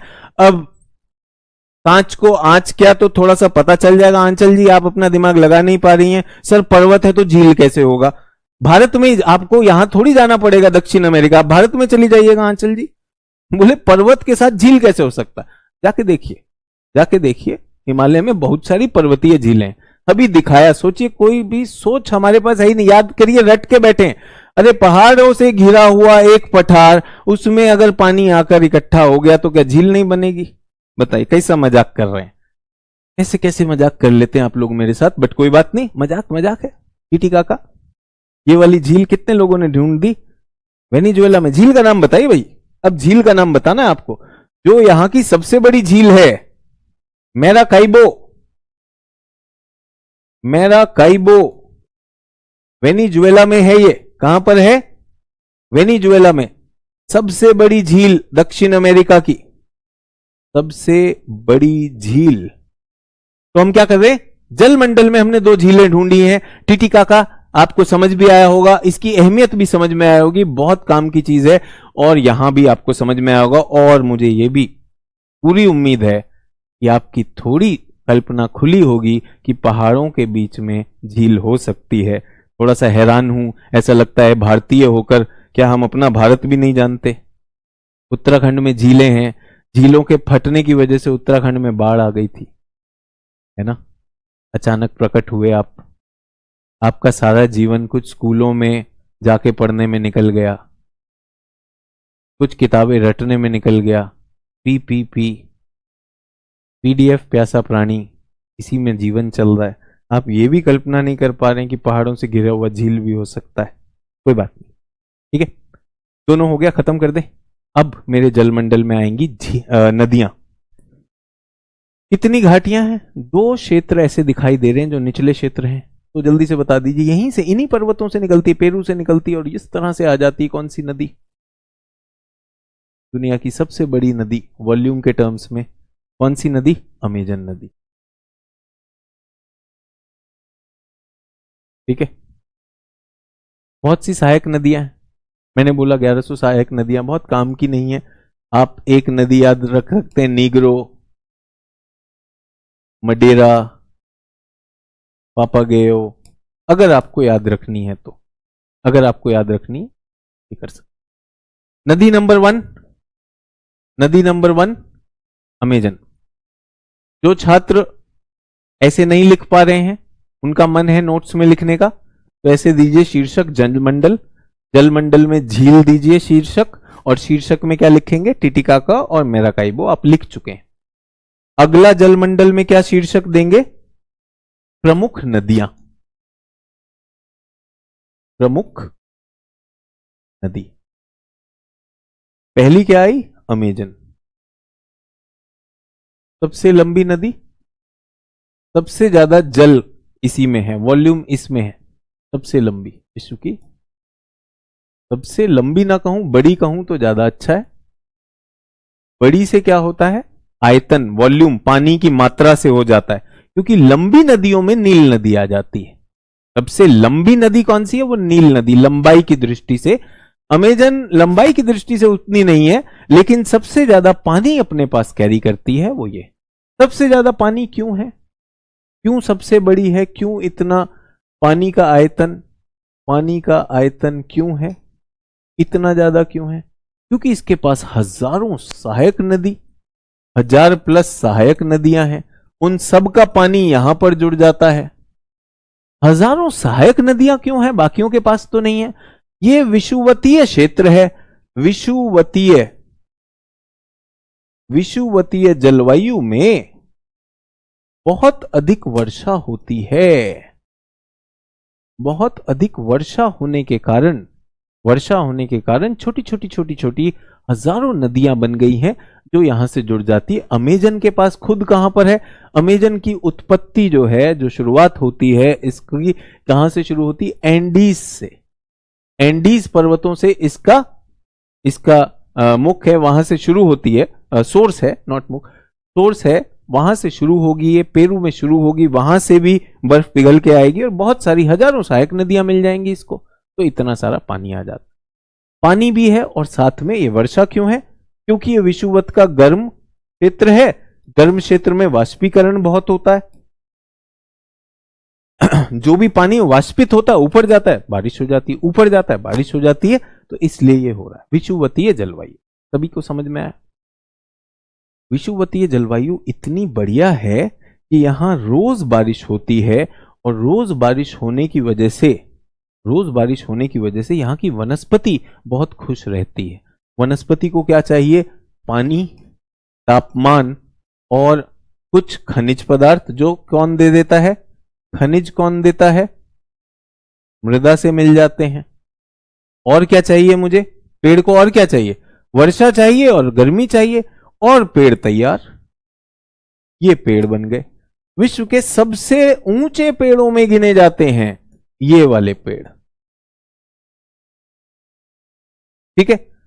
लेकिन इतना कुछ उपजाऊ, दशाएं इतनी उपजाऊ हैं कि एक और स्तर पेड़ों का इनके गैप में आ जाता है, यहां भी आ गया पेड़, समझ में आया। फिर जो भी थोड़ा बहुत प्रकाश नीचे पहुंचता है, उसको भी पकड़ने के लिए एक और स्तर के पेड़ आ जाते हैं, त्रिस्तरीय वन, 3 स्टोरीड, 3 स्तरीय वन बनते हैं। और ऐसा हो जाता है कि यहां पर नीचे अंधकार रहता है, इतना कि प्रकाश तक नहीं पहुंच सकता। ये कौन से हैं, ये अमेजन घाटी के वन हैं। इन वनों का खास नाम है सेल्वाज वन।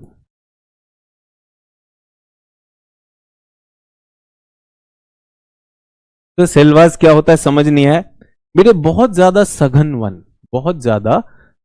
वन जो अमेजन नदी के विषुवतीय घाटी क्षेत्र में पाए जाते हैं। इनमें 3 परत होती हैं, सबसे ऊंचे, फिर बीच में, मध्यम टियर और न्यूनतम। और ऐसा हो जाता है कि प्रकाश तक नीचे नहीं पहुंच पाता। इन वनों को क्या कहा जाता है, सेल्वाज वन, सेल्वाज वन। सभी मेरे साथ। अब ये वन इतने सघन हैं कि यहां पर फोटोसिंथेसिस, सभी को पता है फोटोसिंथेसिस क्या होता है, प्रकाश संश्लेषण यानी फोटोसिंथेसिस से ये सारे पेड़ ये सारे पेड़ कार्बन डाइऑक्साइड को सोखते हैं और ऑक्सीजन को निकालते हैं। वायु में कार्बन डाइऑक्साइड को क्या करते हैं? सोख लेते हैं। कार्बन डाइऑक्साइड हमें परेशान करती है, उसे सोख लेते हैं, और ऑक्सीजन हमें चाहिए, इसलिए इन्हें क्या कहा जाता है? लंग्स ऑफ द प्लैनेट, ग्रह के फेफड़े। क्या कहा जाता है? फेफड़े, lungs. Lungs of the planet किसको? ब्राजील के वनों को क्या कहा जाता है? Lungs of the planet, lungs of the planet. समझ में आया? फोटोसिंथेसिस करते हैं इतना सारा। कुछ का यह मानना है कि पृथ्वी के वायुमंडल की 20% ऑक्सीजन तो यहीं से निकलती है। लेकिन आप जानते हैं धूम्रपान हमारे फेफड़ों को खराब कर देता है। मैं बहुत दुख के साथ कहना चाहता हूं कि विश्व के ये फेफड़े खराब हो गए, विश्व के ये फेफड़े खराब हो गए। लंग्स ऑफ द प्लैनेट जो आपने हर भूगोल की क्लास में सुना होगा, हर भूगोल का शिक्षक इन्हें लंग्स ऑफ द प्लैनेट कहता है। लेकिन मैं बताना चाहता हूं, जब कोविड आया 2020-2021 में, उससे पहले इन वनों में आग लगी हुई थी। आप सब ने देखा होगा ब्राजील के वनों में भारी आग लगी, और उन आग लगने की वजह से जो ये कार्बन डाइऑक्साइड सोखता है, उससे ज्यादा कार्बन डाइऑक्साइड इसने उत्सर्जित की, और ये क्षेत्र बन गया नेट पॉजिटिव। नेट पॉजिटिव जो छात्र नहीं जानते, ये पर्यावरणीय टर्म है। जब किसी पारितंत्र से कार्बन डाइऑक्साइड ज्यादा निकलता है, सोखने की जगह ज्यादा निकलता है, उसे नेट पॉजिटिव कहते हैं। नेट पॉजिटिव अच्छी बात नहीं है। नेट पॉजिटिव को यूं मान लो AIDS positive type, cancer positive type, ये अच्छी बात नहीं है। हम क्या चाहते हैं? नेट नेगेटिव होना, कि भाई हम कार्बन डाइऑक्साइड का उत्सर्जन कम करें, नेट नेगेटिव। लेकिन आग लगने की वजह से नेट पॉजिटिव हो गए। विश्व के इन फेफड़ों को हमने जला दिया है। हमने मतलब ब्राजील ने। सर, ये ब्राजील वाले बहुत बुरे लोग हैं, जला रहे हैं। ब्राजील वालों को कहा गया भाई मत जलाओ मत जलाओ मत जलाओ, तो ब्राजील वालों ने क्या कहा? क्यों ना जलाएं, हमें भी विकास करना है, हम भी ये भूमि चाहते हैं। हमने कहा ये दुनिया के फेफड़े हैं, तो बोले फेफड़े होंगे तो क्या आप फेफड़ों के लिए हमें कुछ दे रहे हो? हमने ठेका लिया आपके फेफड़े होने का, हमने ठेका लिया है कि आपके फेफड़े होने का। अगर कुछ मदद करो तो बात करो, नहीं तो हम काटेंगे। कुछ ऐसी ही बात कभी कभी भारत में मध्य प्रदेश के वनों के लिए होती है। भारत का जो वन क्षेत्र की दृष्टि से देखा जाए तो मध्य प्रदेश के बाद सबसे बड़ा क्षेत्र है, और मध्य प्रदेश भी तो विकास चाहता है। मध्य प्रदेश में भी तो सड़क निर्माण और सारे राजमार्गों का और रेल मार्गों का निर्माण होना है। कटेंगे तो ध्यान रखिएगा, जिसको काटना हो, जो विकास करना हो, अपने पैर पे कुल्हाड़ी मार के अगर किया जाए विकास, तो वो विकास पोषणीय विकास नहीं है, वो दूर तक नहीं जाएगा। समझ में आया सभी लोगों को? तो ये हमने क्या बात की? एक नदी की, महान नदी है अमेजन नदी, विश्व की सबसे बड़ी नदी, बहुत सारी सहायक नदियां, बहुत सुंदर वन। ऐसे वन, मतलब सुंदर तो खैर क्या ही बताऊं मैं, सुंदर नहीं कहूंगा, ये वन बहुत सघन वन है। यहाँ पे जहाज भी जाते हैं, मेरा भी यहाँ पे जाना हुआ इस नदी में यहाँ मीठा पानी है, बट बहुत सघन वन है। यहाँ उद्योग होता है, प्राथमिक उद्योग से जुड़ी हुई चीजें हैं। लकड़ी तो है ही है, थोड़ा बहुत यहाँ पे रबड़ होता है, तो रबड़ का भी चीजें होती हैं। उसके अलावा मैं आपको बताना चाहता हूँ, ये जो गियाना का जो शील्ड है और ब्राजील का जो शील्ड है ना, इसमें लॉ अयस्क है। तो मैं अक्सर यहाँ पे लॉ अयस्क लेने के लिए जाया करता था, और मेरे जहाज यहाँ से लॉ अयस्क लेकर कहाँ लेकर जाएंगे? फिर यूके लेकर जाते थे हम। ठीक है, सभी लोग मेरे साथ। यहाँ की नदी डन, एक नदी यहां पर 2 नंबर। ये नदी यहां से गियाना के पठार पे चलती है और यहां से गिर जाती है। तो गिरेगी तो क्या करेगी? नदी जब ऊंचाई से गिरती है तो क्या बनता है? जल्दी बताओ। नदी जब ऊंचाई से गिरती है तो क्या बनता है? जलप्रपात। विश्व का सबसे ऊंचा जलप्रपात कितने लोगों को पता है? विश्व का सबसे ऊंचा जलप्रपात। सर नोट्स, हाँ बच्चों हम नोट्स लिख रहे हैं। नदी का नाम ओरिनोको नदी। कहां से निकलती है ये? गियाना के पठार को काटती हुई जाती है, गियाना का पठार, गियाना के पठार से गिरती है और इसकी एक छोटी सी सहायक नदी है।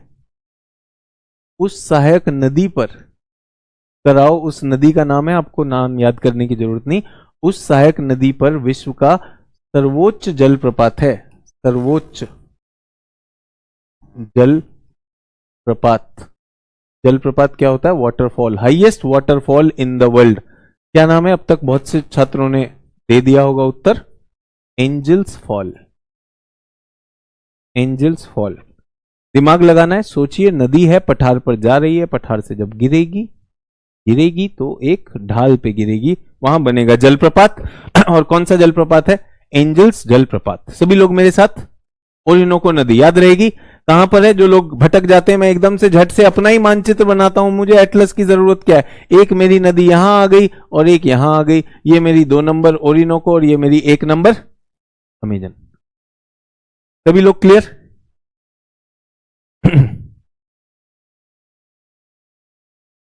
ठीक है, एंजल्स फॉल हो गया। सहायक नदी का नाम आपको जरूरत नहीं करने की, कराओ उसका नाम है, लेकिन कराओ कई बार नहीं मिलती है तो ओरिनोको, कई भूगोल की किताबें ओरिनोको ही लिख देती हैं, बट है ओरिनोको पर नहीं, उसकी सहायक नदी पर है। आपको फैक्चुअली करेक्ट करने के लिए बता रहा हूं, एंजल फॉल। अच्छा, अब एक बहुत बढ़िया सा क्षेत्र है, ध्यान दीजिएगा सभी लोग।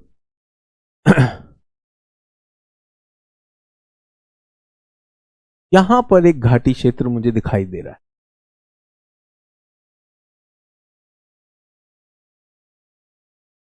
दिखाई दे रहा है आपको?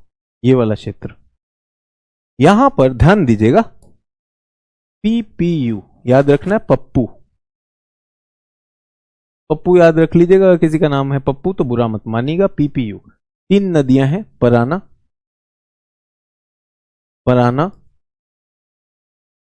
पैराग्वे और यूरुग्वे। सर ये तो देशों का नाम है, बिल्कुल बच्चों, ये देशों का नाम है, इन्हीं देशों के नाम से नदी बनी। ठीक है, तो मैं इसको 1 2 3 लिख रहा हूं। क्या नाम है? पप्पू। पप्पू से याद हो जाएगा, पराग्वे, पराना, यूरुग्वे। पराग्वे, पराना, यूरुग्वे। तो बच्चों ये मैंने नदी बनाई ऐसे और इस पे लिख दिया 1, तो कौन सी नदी है? अगर 1 लिखा है तो आप भी बना लीजिए, 1 लिखा है तो कौन सी नदी है? पराना नदी। पराना नदी, पराना पे मैं ये जोड़ रहा हूं 2, कौन सी नदी? पराग्वे नदी। और पराना पे ये जोड़ दिया 3। पूरी की पूरी घाटी भर गई कि नहीं भर गई? पूरी की पूरी घाटी भर गई। पराग्वे, पराना, यूरुग्वे, 3 नदियां हैं, नोट्स आप बना चुके हो, पराग्वे, पराना, यूरुग्वे। नदी का नाम पप्पू नदी। और इस घाटी में इस घाटी में आपके पास पराग्वे, पराना, यूरुग्वे इंपॉर्टेंट नदी है। अब ये तीनों नदियां ऐसे आई, सभी लोग ध्यान दीजिएगा, ऐसे आई और ये जुड़ गई और इनका मुहाना काफी चौड़ा हो गया। इनका मुहाना काफी चौड़ा है। ठीक है, ये कौन सी? पराग्वे, पराना, पराना, पराग्वे और यूरुग्वे। इनका मुहाना चौड़ा हो गया और इस चौड़े मुहाने पर 2 राजधानियां हैं। एक यूरुग्वे की राजधानी, क्या नाम है उस राजधानी का? जल्दी से देख के बताइए, क्या मोंटेवीडियो है? और यहां पर राजधानी ब्यूनोस आयर्स है या नहीं है? चेक करिए, 2 राजधानियां मिल जाएंगी।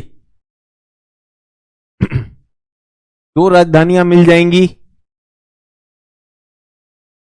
मोंटेवीडियो और ब्यूनोस आयर्स। मिली या नहीं मिली? जल्दी से, जितने भी लोग कल ईमानदारी से दक्षिण अमेरिका को घर जाके मानचित्र में देखे होंगे, जो सिर्फ ये सोचते हैं भाई चांद देखने के लिए हम आए हैं, क्लास देखने के लिए आए हैं, 2 चीज के लिए आए हैं, बाकी हम पीछे नहीं पड़ेंगे, वो गड़बड़ है भाई। क्लास के बाद पढ़ना है। मोंटेवीडियो और ब्यूनोस आयर्स मिल गया। तो बच्चों क्या मैं ये कह सकता हूं, सभी लोग ध्यान दीजिए, क्या मैं कह सकता हूं 1 2 3 यहां पर आके संयुक्त नदी बन जाती है? संयुक्त मतलब कंबाइंड स्ट्रीम, कंबाइंड रिवर। इसका नाम आप देखेंगे अपनी एटलस में, कितने बच्चे ये देख पा रहे हैं? रियो डी ला प्लाटा लिखा है कहीं पर? स्पेनिश भाषा है, पढ़ के बताऊं? रियो मतलब नदी, डीला मतलब ऑफ, प्लाटा, प्लाटा की नदी, स्पेनिश भाषा में लिखा है रियो डीला प्लाटा, नीचे से पढ़ेंगे प्लाटा की नदी। तो प्लाटा नदी किससे बनी है, जल्दी बताओ बच्चों। अपने भौतिक मानचित्र को खोलेंगे और देखिए बहुत अच्छे से उसी में नदी के मुंह में लिखा हुआ रियो डीला प्लाटा। मिल गया सभी लोगों को रियो डीला प्लाटा? बहुत अच्छी बात है, बहुत अच्छी बात है। बिल्कुल यहां पे मिलेगा आरडीपी, रियो डीला प्लाटा। स्पेनिश भाषा को हिंदी कर दिया मैंने, प्लाटा की नदी। याद है रियो ग्रांडे अंतरराष्ट्रीय सीमा है किसकी, यूएसए और मैक्सिको, वहां भी स्पेनिश भाषा का प्रयोग, रियो ग्रांडे। रियो मतलब नदी, ग्रांडे मतलब भव्य, महान, वृहत नदी, ग्रैंड रिवर, रियो ग्रांडे। और यहां क्या बना, रियो डीला प्लाटा। सभी लोग मेरे साथ, तीन चीजें हुई, तीन नदियां बनाई मैंने आपके साथ, आपका जीवन आसान कर दिया। एक नदी यहां, एक ओरिनोको, अमेजॉन और रियो डीला प्लाटा। सभी लोग मेरे साथ। अमेजन की घाटी का क्या नाम बताया मैंने, अमेजन की घाटी में कौन से वन होते हैं सर, सेल्वाज बताया आपने, बहुत अच्छी बात है, ये सेल्वाज हो गया, सेल्वाज समझ में आ गया सभी को, ठीक है। अच्छा, ओरिनोको क्यों पठार बनाती है, नहीं पठार नहीं, जलप्रपात क्यों आता है सर, यहां पे एक पठार है, किसका पठार, गियाना का पठार। यहां पर भी एक पठार है, ये किसका पठार, ब्राजील का पठार। इसी ब्राजील में माटो ग्रासो नाम का एक क्षेत्र है, पठार में माटो ग्रासो। सभी को समझ में आया, ठीक है। अभी सब लोग ध्यान देंगे, ये जो क्षेत्र है पैटागोनिया मरुस्थल के जस्ट उत्तर में, इस क्षेत्र को जो मैंने हरा किया है, यहां पे कौन से मशहूर घास क्षेत्र का नाम लिखा हुआ है, जल्दी बता दीजिए।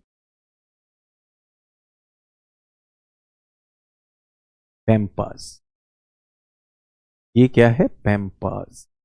तो इस नदी से संबंधित क्या है, सेल्वास, और इस नदी घाटी से संबंधित क्या है, पैम्पास। याद रहेगा, पैम्पास क्या है सर, सेल्वास तो समझ में आ गया, पैम्पास नहीं आया बच्चों। सेल्वास क्या है, वन है, वन। और पैम्पास क्या है, ये वन नहीं है, ये वनस्पति यहां की क्या है, घास। तो ये घास क्षेत्र हैं, ठीक है, समझ में आ गया। पैम्पास, पैम्पास कौन से देश में है, अर्जेंटीना में है। पैम्पास कौन से, अर्जेंटीना में है।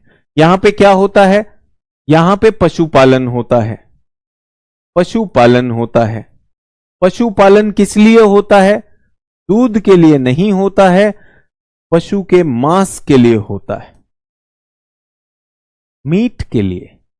अर्जेंटीना विश्व के बड़े मीट निर्यातक देशों में गिना जाता है, अर्जेंटीना विश्व के बड़े मीट निर्यातक देशों में गिना जाता है, ठीक है। तो पराना पैराग्वे और यूरुग्वे नदियों से मिलकर बनी है।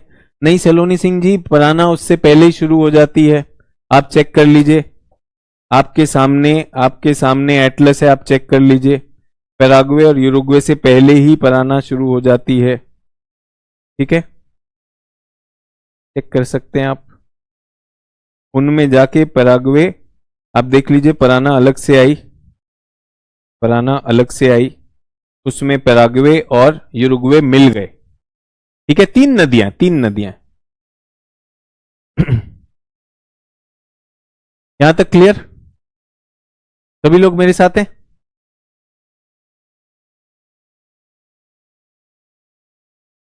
ठीक है,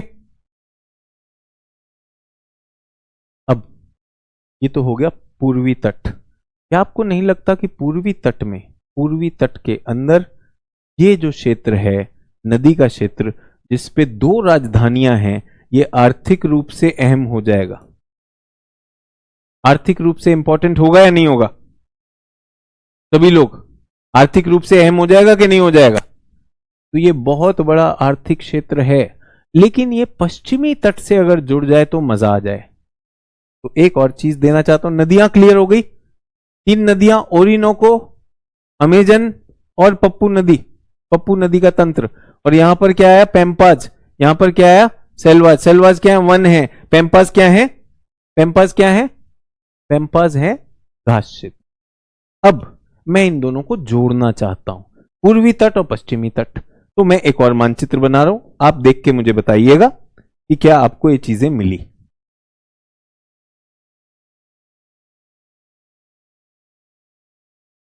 यहां पर अर्जेंटीना की राजधानी ब्यूनोस आयर्स। कौन सी नदी पर है, जल्दी से बताओ बच्चों, कौन सी नदी पर है? कौन सी नदी पर Buenos Aires? Sir Rio de la Plata पर। तो ये सागर से जुड़ी हुई है, बिल्कुल जुड़ी हुई है। अब हम आते हैं चिली की राजधानी। कितने लोग जानते हैं चिली की राजधानी क्या है? चिली की राजधानी क्या है बच्चों? सैंटियागो। सैंटियागो तट पे है या नहीं है? सैंटियागो पोर्ट का टाउन है या नहीं है? सैंटियागो तट पे है या नहीं है?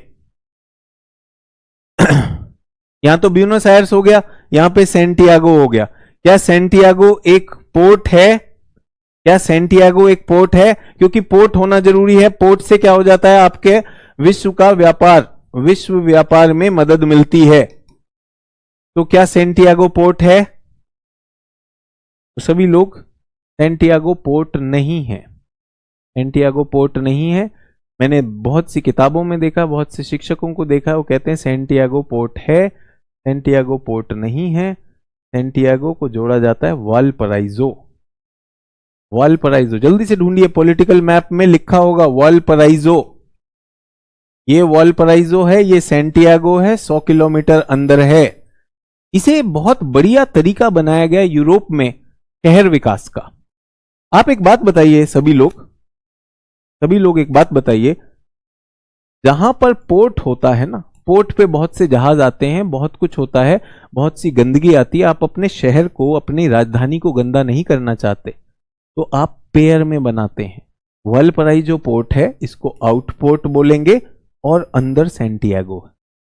सैंटियागो थोड़ा अंदर है। इस तरह यूरोप में भी बना। फ्रांस की राजधानी पेरिस, पेरिस अंदर खींची गई है और उसका पोर्ट है लोहाव, लोहाव उसका पोर्ट है। इसी तरह से हमने देखा लंदन को भी थेम्स नदी में अंदर ले गए। साउथहैम्पटन अलग से उसका शहर दिया गया। तो ये मैं यूरोप में बताऊंगा, पर सैंटियागो अंदर वेलपराइजो। अब बात यह है कि हम चाहते हैं कि पश्चिम और पूर्व दोनों में कनेक्शन हो जाए, लेकिन बीच में क्या आ रहा है बच्चों? व्यवधान आ रहा है। व्यवधान क्या है? एंडीज। इसको पार कौन करे? तो प्रकृति ने हमारी मदद कर दी। प्रकृति ने यहां पर क्या किया? एक दर्रा दे दिया। क्या दे दिया? दर्रा। दर्रा क्या होता है? पर्वतों में एक प्राकृतिक गैप। इस गैप का नाम क्या है? इस गैप का नाम है, इस गैप का नाम क्या है? उस्पलाता दर्रा। उस्पलाता दर्रा। अंग्रेजी वालों के लिए USPALATA, उस्पलाता पास। और क्या चाहिए हमें? हमने लिया, यहां से रेलगाड़ी जोड़ दी, यहां से ली और रेलगाड़ी ऐसे आती है, और इस मशहूर रेलगाड़ी का नाम क्या है? TAR। TAR का मतलब ट्रांस एंडियन रेलवे। एंडीज को पार करने के लिए जो रेलवे बनी उसको ट्रांस एंडियन रेलवे कहते हैं। सभी लोग मेरे साथ, सभी लोग मेरे साथ, सब चीजों को कनेक्ट कर रहे हैं, सब चीजों को कनेक्ट कर रहे हैं। अभी आखिर में ये सब जुड़ जाएगा। फिर क्या पहाड़ और पर्वत में अंतर होता है? खाली बैठे बैठे पहाड़ और पर्वत में अंतर होता है? ठीक है, सभी लोग यहां पर। अब मैंने क्या किया? मैंने एक दक्षिण अमेरिका लिया। मैंने सोचा अपने छात्रों को क्या बताऊं, इसकी सरल आकृति बताता हूं। क्यों बताता हूं? यही चीज तो मैंने आपको उत्तर अमेरिका में भी कराई थी। मुझे लगा छात्रों को आदत हो गई होगी अब तक पर्वत ढूंढ लेने की। कितने लोग पर्वत ढूंढ पाए? पर्वत एक ही मिल गया, एंडीज मिल गया। फिर मुझे लगा मैंने अपने छात्रों को पठार ढूंढने भी सिखाए थे उस महाद्वीप में, यहां भी सीख गए होंगे। 1 2 3 और 4 पठार भी ढूंढ लिए होंगे मेरे बच्चों ने। और उसके बाद क्या था, मैदान, तो बच्चों को मैदानी क्षेत्र मिले और उसमें कुछ नदियों की घाटियां हमने कर दी, पप्पू नदी घाटी कर दी हमने। फिर हमने कहा यहां बढ़िया वनस्पति भी होती हैं तो उनके नाम भी बता दें। इसका नाम हमने बताया सेल्वा, जिसका नाम बताया हमने प्रेरीज।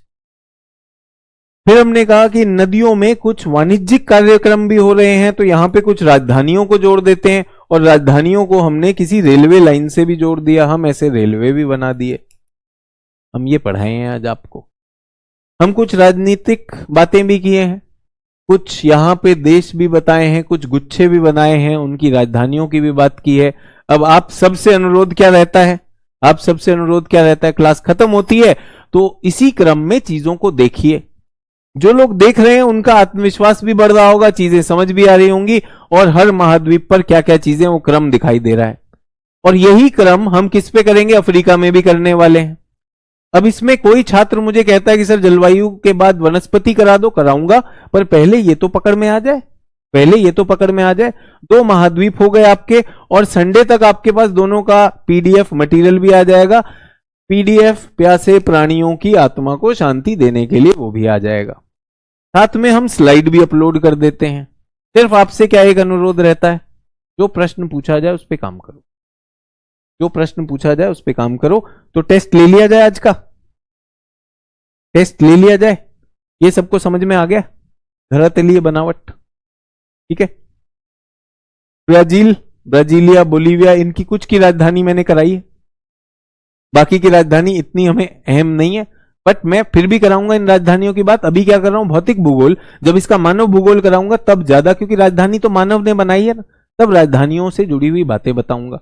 इसकी लोकेशन हम कर ही चुके हैं, ये वाला भी पार्ट हमने आज रिवाइज कर लिया जो हमारे साथ ये थे। और निकारागुआ आपने प्रश्न में जो पूछा, पर्वतों को कैसे निर्माण होता है, मोड़दार पर्वत, भ्रंशोत पर्वत, ज्वालामुखी, 3 आपके काम के, गुंबदाकार और अपशिष्ट फिर कभी देख लेंगे, इनकी ऐसी कोई जरूरत नहीं है। ये मानचित्र आप तक पहुंचा दिया जाएगा, अगर आपके पास एटलस में नहीं है तो। इसका उत्तरी भाग लापाज जो शहर है, जो किसी ने कहा कि सर यहाँ पे झीलें कैसे बन सकती हैं, बेटा लापाज शहर ऐसा है। सोचिए, लापाज खुद सबसे ऊंची राजधानी है, लेकिन फिर भी ये पहाड़ों से घिरा हुआ है। तो अगर पानी बहकर आएगा तो लापाज के आसपास झील बन सकती कि नहीं बन सकती, बिल्कुल बन सकती। ये उशुआइया है जो हमने आपको दिखाया था, सब जगह एंडीज पर्वत पिछवाड़े में दिखेंगे ही दिखेंगे, उसके बैकड्रॉप में दिखेंगे, और बर्फ पिघलेगी तो पानी आएगा, नदियां बनेंगी, बिल्कुल आएंगी। ये नदियां यहां पर भी आती हैं, छोटी छोटी नदियां यहां तक आएंगी। और फिर हमने कहा था ये रेगिस्तान, लेकिन रेगिस्तान का आज समय नहीं रहा, वरना आज रेगिस्तान से जुड़े हमें प्रश्नों के उत्तर भी देने थे। ये कुछ छात्रों ने एक बहुत अच्छा प्रयास किया तो मुझे लगा लगना चाहिए, ऐसे उत्तर लेखन की कोशिश होनी चाहिए। मरुस्थल, मरुस्थल, ये किसी छात्र ने लिखा है सर, मरुस्थल इसलिए वेस्ट में पाए जाते हैं क्योंकि यहां वर्षा कम होती है। तो मैं बताना चाहता हूं, मरुस्थल कहीं पर भी होगा तो वर्षा कम होगी, यहां ठंडी जलधारा होती है, ठीक कह रहे हैं।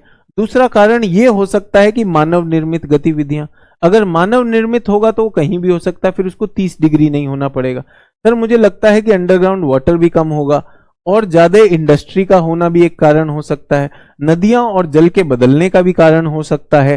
सर हमें ऐसा लगता है कि यूरोप में इसलिए मरुस्थल नहीं है क्योंकि वहां ठंड ज्यादा होती होगी, और एक मुख्य कारण यह भी हो सकता है कि सर वहां जलवायु में परिवर्तन हो रहा है और बारिश के कारण यहां पर सूखा हो रहा है।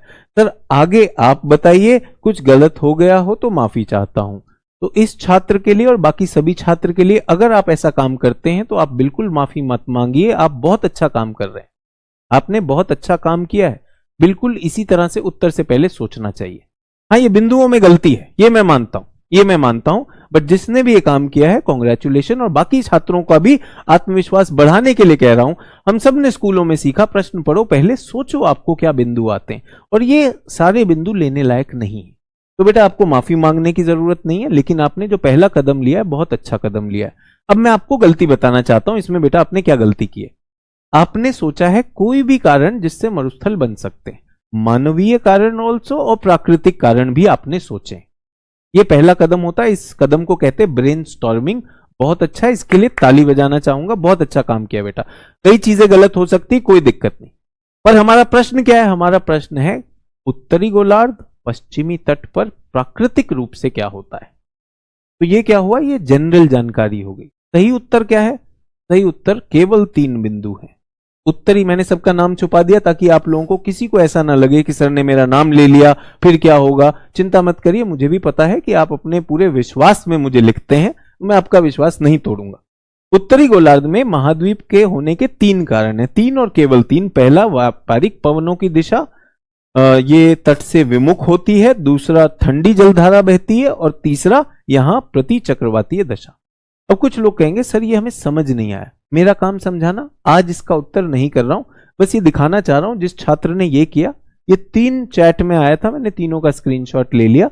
आपने अच्छा पहला कदम उठाया, लेकिन ये पूर्ण नहीं है। आप माफी ना मांगे, लेकिन ये काम करते रहें। जैसे जैसे आप पढ़ते जाएंगे आपके पास पैनापन आएगा, आपको प्रमुख कारण आ जाएंगे। ठीक है, तो सभी महाद्वीपों के पश्चिम में पर्वत श्रृंखला है, ये किसी ने लिखा है, ये एकदम गलत बात है। ऐसा नहीं है, हर महाद्वीप के पश्चिम में पर्वत श्रृंखला नहीं है, फिर भी मरुस्थल है। जैसे ऑस्ट्रेलिया के पश्चिम में पर्वत श्रृंखला नहीं है। अभी जो हमने नामीबिया की बात की, इनके पश्चिम में यहां पर पर्वत श्रृंखला है, यहां पे पर्वत श्रृंखला है, लेकिन यहां कोई पर्वत श्रृंखला नहीं है बच्चों। तो हर महाद्वीप पे पर्वत श्रृंखला होना गलत बात है। यहां पर ये पश्चिमी एशिया है, यहां कोई पर्वत श्रृंखला नहीं है, बिल्कुल नहीं है। अगर हम सहारा मरुस्थल की भी बात करें तो केवल यहां पे छोटी सी है, यहां भी कोई पर्वत श्रृंखला नहीं है। यहां पर जिसने भी ये लिखा कि सभी महाद्वीपों के पश्चिम में पर्वत श्रृंखला है, इससे मरुस्थल बनते हैं, ये जानकारी का अभाव है। कोई बात नहीं, गलत तो हम कर ही सकते हैं। तो इस उत्तर को मैं फिर अगली क्लास में दूंगा। आप सबके पास सैटरडे और संडे आ रहा है, क्या आप उत्तर अमेरिका, दक्षिण अमेरिका एटलस के साथ और पीडीएफ के साथ रिवाइज करना चाहेंगे और पक्का होना चाहेंगे? मुझे पता है कि आपके पिछले 5 दिन काफी खींचतान वाले रहे, मैंने भी आपको काफी खींच के रखा है, और बहुत बहुत धन्यवाद, आपने अपना बेस्ट देने की कोशिश की है। बहुत बहुत धन्यवाद, विश्वास रख के आपने किया है, कोई दिक्कत नहीं है। लेकिन मैं ये कह रहा हूं, अब जो हमें अवकाश मिलेगा इसमें अपने पुराने तरीके छोड़िए, फिर किलो भर के नोट्स बनाएंगे, क्या फायदा। ठीक है, टेस्ट ले लूं, और जो आप प्रश्न भेजते हैं मुझ तक आते हैं, अपने चैट्स लिखिए, बिना चिंता के लिखिए। लेकिन इधर उधर की बात लिखेंगे तो आपको पता है आपकी जान मेरे हाथ में आ जाती फिर, और अगर मैंने उसकी गर्दन घुमा दी तब गड़बड़ है। तो हवाबाजी वाले भोकाली कमेंट मत लिखिएगा। कौन से कमेंट लिखेंगे जो आपके लिए जरूरी हैं, मैं उन्हें ही लेने वाला हूं। चलिए, आज के टेस्ट का समय आ गया है, लेटेस्ट टेस्ट। इसके बिना तो मैं जाने नहीं दूंगा, आपको भी पता है। और मौसम की दशा तो ऐसी है कि दिल्ली में बारिश हो रही है। ठीक है, और आज त्योहार भी चल रहा है, बहुत से लोगों ने नवरात्र के तो उपवास रखे हैं, और अब हम देख रहे हैं कि फिर से और उपवास भी आने लगे, रमजान के भी उपवास आने लगे। तो जो लोग रमजान का फास्ट रख रहे हैं उन लोगों के लिए भी शाम को मौसम भी ऐसा है, और आपने क्लास अटेंड की है या रिकॉर्डिंग के लिए ले रहे हैं, मुझे पता है आप लोग अपना बेस्ट दे रहे हैं, व्रत के साथ भी दे रहे हैं। आप भूखे पेट रहते हैं पूरे दिन, और शाम को आप भी चाहते हैं कि रिलैक्स हो जाए। इस टेस्ट से कॉन्फिडेंस लेना है, घबराना नहीं। बहुत बहुत धन्यवाद, टेस्ट देने के लिए पूरे दिल से दीजिए, और अंक लेकर आते हैं। 20 ले आए, सब लोग तैयार हैं 20 के लिए? जल्दी से, टेस्ट का क्या क्रम होता है?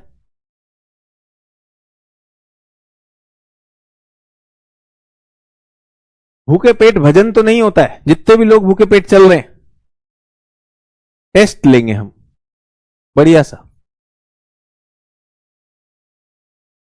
और मैं बता रहा हूं 20 आ जाएंगे, घबराओ मत, विश्वास रखो।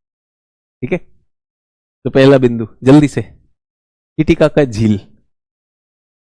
टिटिकाका झील तब पढ़ाया, उसके बारे में घबराना नहीं है। दूसरा, सबसे बड़ी झील जो है पेट्रोल वाली झील, क्या नाम था उसका?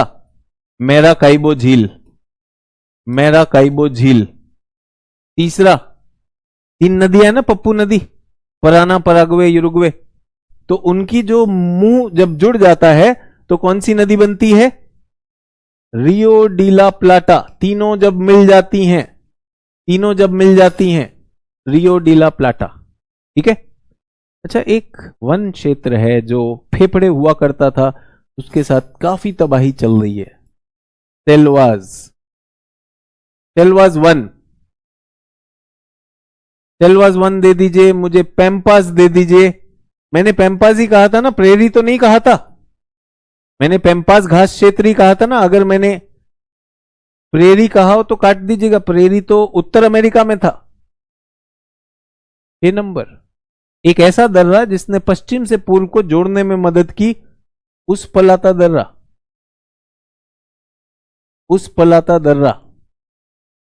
सभी लोग चिंता मत करिए, अगर आप मेरे साथ थे तो आपको तो दिखाई दे रहा हो, अरे भाई वो रेल लेकर जानी है मुझे। उस पलाता दर्रे से कौन सी रेल जाती है? Trans Andean rail, trans Andean rail. ठीक है। एक द्वीप जिस पे लड़ाई हो गई यूके और अर्जेंटीना की, द्वीप का नाम फॉकलैंड द्वीप। फॉकलैंड द्वीप। कौन रहता है इस द्वीप पर? कुछ लोग रहते, कुछ लोग रहते हैं। अधिकतर क्या रहते हैं? पेंगुइन रहते हैं। अगर पेंगुइन देखने जाना हो, एल्बेट्रोस देखने जाना हो, तो यहां पे यूके से फ्लाइट चलती है, चिली से फ्लाइट चलती है, और बहुत सुंदर जहाज, पानी के जहाज भी जाते हैं, पर्यटन के लिए है। और मैं बता दूं, इतने वर्षों में पता है इसकी आबादी कितनी है? उस फॉकलैंड आइलैंड 3000 लोग, 3700 लोग सारे रहते हैं, वो आज रहते होंगे। ठीक है। 8 नंबर हो गया। 9 नंबर में चलिए, जब मैं दक्षिण पहुंच ही गया हूं, तो कितने लोगों को समुद्री लुटेरे ड्रेक्स की बात याद है? ड्रेक्स पैसेज। 10 नंबर में कितने लोग मुझे आज आज आज सूरीनाम देश मेरे लिए बताएंगे कहां पर है? सूरीनाम देश, सूरीनाम देश। 11 नंबर मुझे जो है एक एक एक एक राजधानी आपको डालनी है, उस राजधानी का नाम है मानागुआ, मानागुआ राजधानी। 12 नंबर में कितने लोग मुझे बताना चाहेंगे एक एक एक एक पर्वत चोटी? कोटोपाक्सी, कोटोपाक्सी, कोटोपाक्सी। 13 नंबर किसी ने मुझसे जबरदस्ती की, सर 13 नहीं 14 देश हैं सर, एक द्वीप भी है, त्रिनिदाद टबेगो। त्रिनिदाद सर ये तो मैंने देखा ही नहीं था सर, ये तो किसी ने क्वेश्चन पूछा था। त्रिनिदाद करके एक द्वीप है, उसके बारे में बताना था। 14 नंबर, 14 नंबर में मुझे बताइए मकर रेखा के 3 देश। मकर रेखा पे 4 देश थे, और 15 नंबर पे विषुवत रेखा पर 3 देश थे, उनके नाम चाहिए। इनके नाम देने हैं, बस इन्हें दिखाना चाहते हो दिखा सकते हो, कोई दिक्कत नहीं है। ठीक है, 15 कर दें? 15 में ही हो गए, 4 और 3 ये हो गए, आज इतने में ले आते हैं। कितने लोग तैयार हैं?